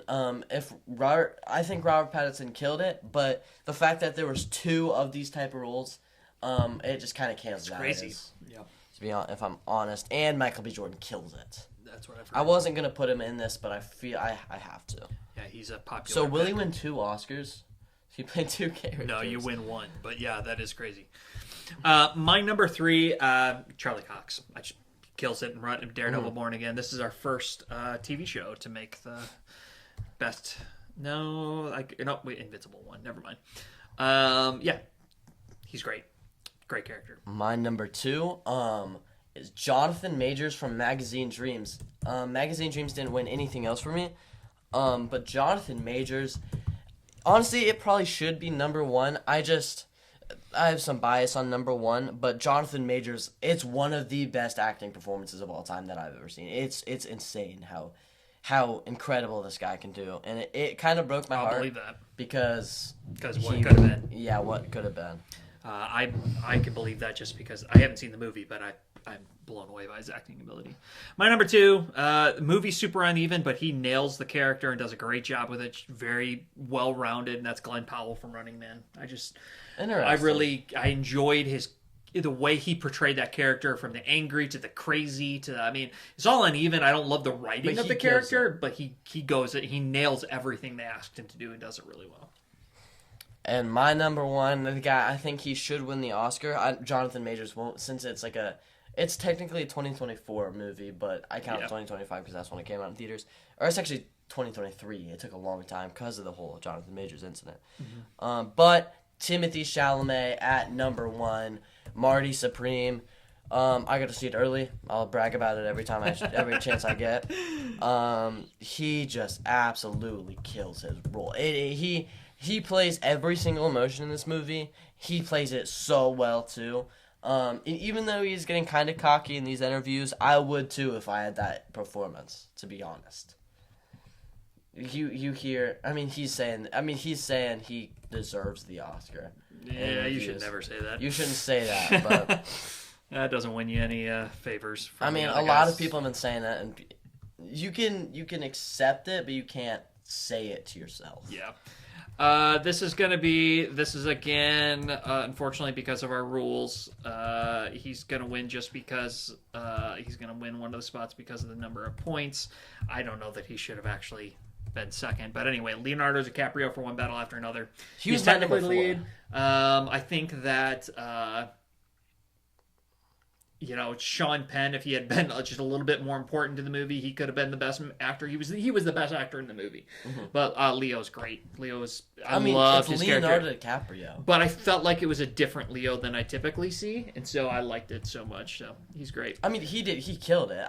He made it. He was my number 4. Like, this one was really hard for me too. So it comes down to in third place with 2 points. I'm going to say it's a tie between Glenn Powell and Jonathan Majors, and I want to give it to Jonathan Majors. Okay. I just think he probably deserves it based on what I know about him, and I would have voted for him if I'd seen it. I also do want to say it's a really hard role to play. It's not one of those roles like where you just scream or you just cry. It's like all over the place. You act like a crazy person. And then the first place is a battle between Leonardo DiCaprio and Timothée Chalamet, and I'm gonna give it to Chalamet. Okay. Everything I've heard about Marty Supreme, I think he should win it, not Leo. And I love Leo, but Leo's not the best actor in his own movie, so he shouldn't win. But final 2, are you ready for it? This has been long. Thank you for sticking with us. I'm pumped about these last 2 categories. Okay. I'm ready to go to the mattresses on this one. Okay, this is going to be the most intense. We got best TV shows for our 19th category. I'm happy it evened out to 20 categories. It's pretty lucky. 19th best TV show. Who led off? I led off because I said Michael B. Jordan first. Yes, okay. My number 3 is Your Friendly Neighborhood Spider-Man. I just came out of nowhere for me. I just was not expecting to love this show, and we're gonna fight about We're gonna fight a lot, yeah. So that one really hit for me. I'm ready for this. My number 3, Zombies. Could have been there for me too. That was a really tough call. I don't really care what we put into the third spot. Our number 2 and 1 and 2 are gonna be switched. Yep. My number 2 is Invincible. Yeah. Season 3. Yeah. It's wonderful. It's really great. I just don't feel like the rest of the episodes, other than 7 and 8, is that how many episodes were that season? Yeah. Were as strong as my number 1s, 1 through however many there were. My number 2 is Daredevil Born Again. Mm-hmm. Yeah. And that obviously leaves our top 3, or our top 2 with 3 points each. Daredevil Born Again. I just think they're 1 and 1A. They both could be in as they will be, could be in first place. I just feel like there's just a little bit more to the season in Daredevil than there is in Invincible. Well, my number 1 is Invincible season 3. So let's go ahead and decide what's our number 3rd spot really quick. Yeah, between Zombies and Friendly Neighborhood Spider-Man, I will say... I don't really care. Objectively, Marvel Zombies is probably better. I say we put Marvel Zombies through because we'll never... that's the only... I have a good feeling that's going to be the end of it. I don't think they're going to make a season 2. Yeah. And we have Friendly Neighborhood Spider-Man next year, so we'll talk about it again next year. Yeah, I think Marvel Zombies was objectively better. I'll agree with that. Oh boy, make your case for Invincible. Okay, so I think besides there's three peaks of what's it called, Daredevil Born Again. The very beginning scene, the bank robbing scene, and the very finale. The beginning and end of episode 1. The end is really strong too. Okay, so technically 4 peaks. Well, Invincible has the Invincible War and the Conquest Battle. And I personally think everything before that is still really, really good. I know you might not think it's as good, but every single character plays such a strong role in Invincible. Every storyline is like, even though like there's so many different storylines and none of them are objectively bad, you're so much more hooked throughout the entire 8 episodes.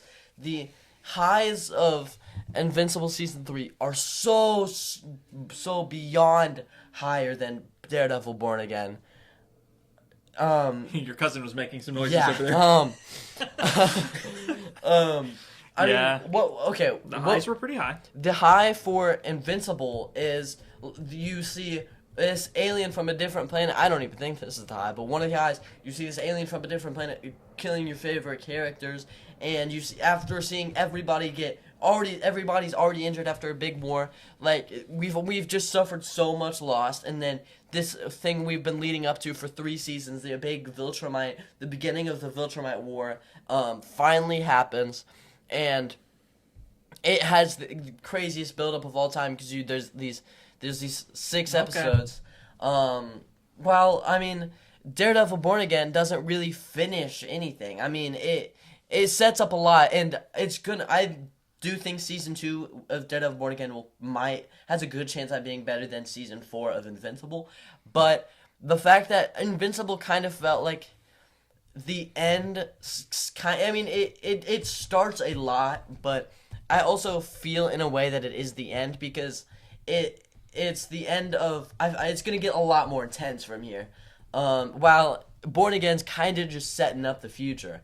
I mean, sure, they defeated Muse and White Tiger and stuff, but it's just setting up what Kingpin's reign, while Invincible's ending everything before the Viltrumite War. Okay. Your strongest argument that you made out of all of that was the highs are so high, in my opinion. Because they are. And I think it's arguable that the highs are higher than Daredevil's highs. So that's why I call that your strongest argument. Okay, here's my 2 cents on it. I felt Daredevil Born Again had more pressure on its shoulders than Invincible did. Invincible was going to be popular no matter what. Daredevil had to really be good. It's coming off of a lot of bad shows, and it's setting up the future. If they got Daredevil bad, who knows what would happen. But they nailed it. The acting performances are brilliant from Matt Murdock, from Vincent D'Onofrio. His wife. John Bernthal's scenes are great. I love what's his name? The Bullseye. Love Gandolfini's character. I just think there's so many great characters that do a great job. Let's see. I do think that I still will argue. I'll go to the mattresses and the fact that there are not. The highs don't reach quite the height of Invincible, but there's more of it. There's just more great moments throughout the show. I will, and I'll also agree with you about the whole setting things up where Invincible Season 3 does feel like it doesn't complete the Viltrumite War, but it does feel like it closes some chapters. They both feature a key character dying.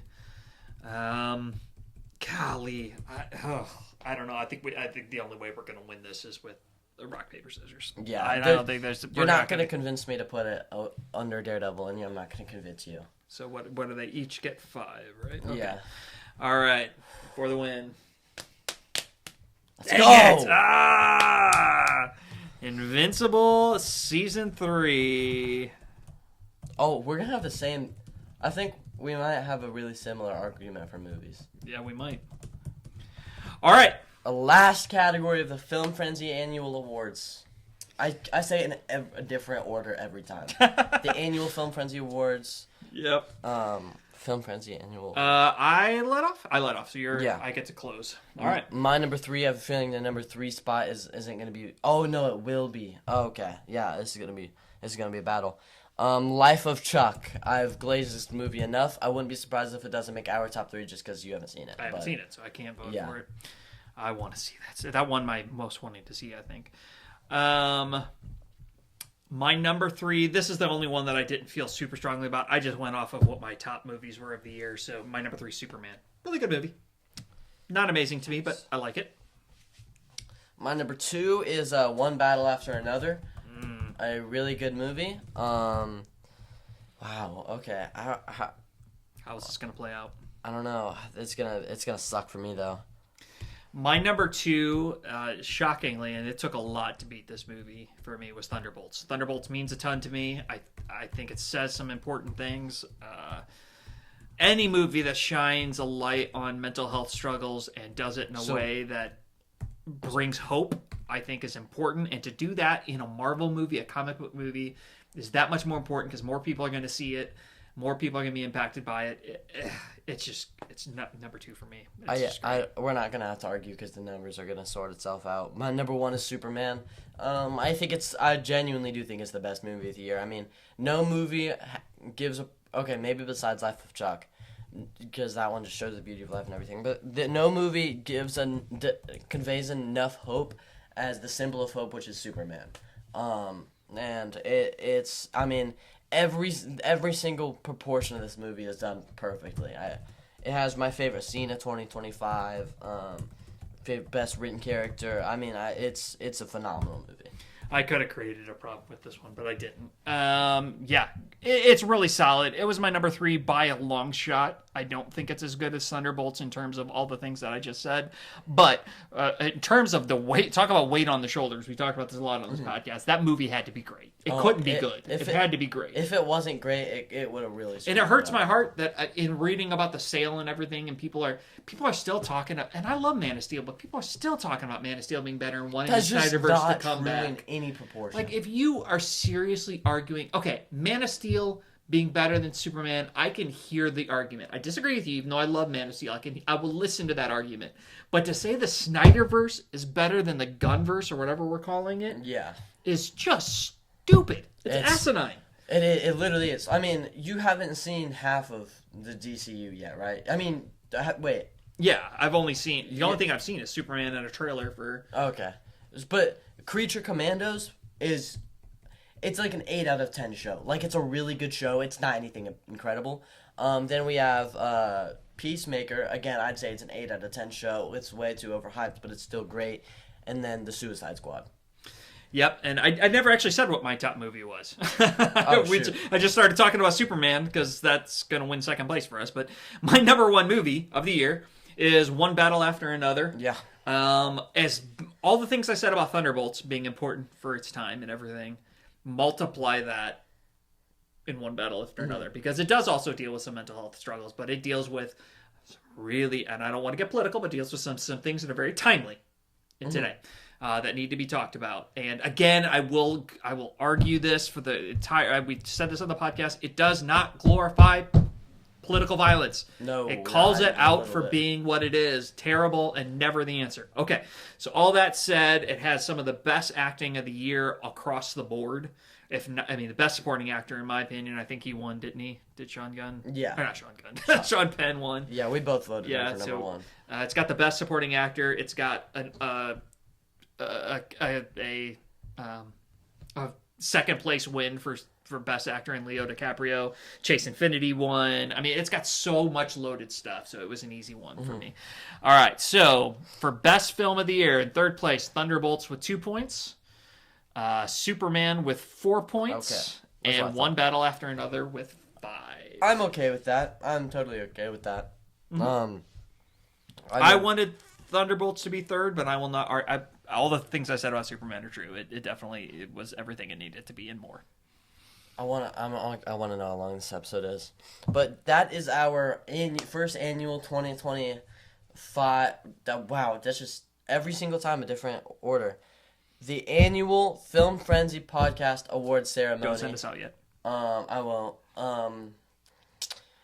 This one took a long time. Just imagine how long the 2026 one's going to be. Oh my gosh. So I am going to, what I wanted to say before we close is I recorded all this for a reason.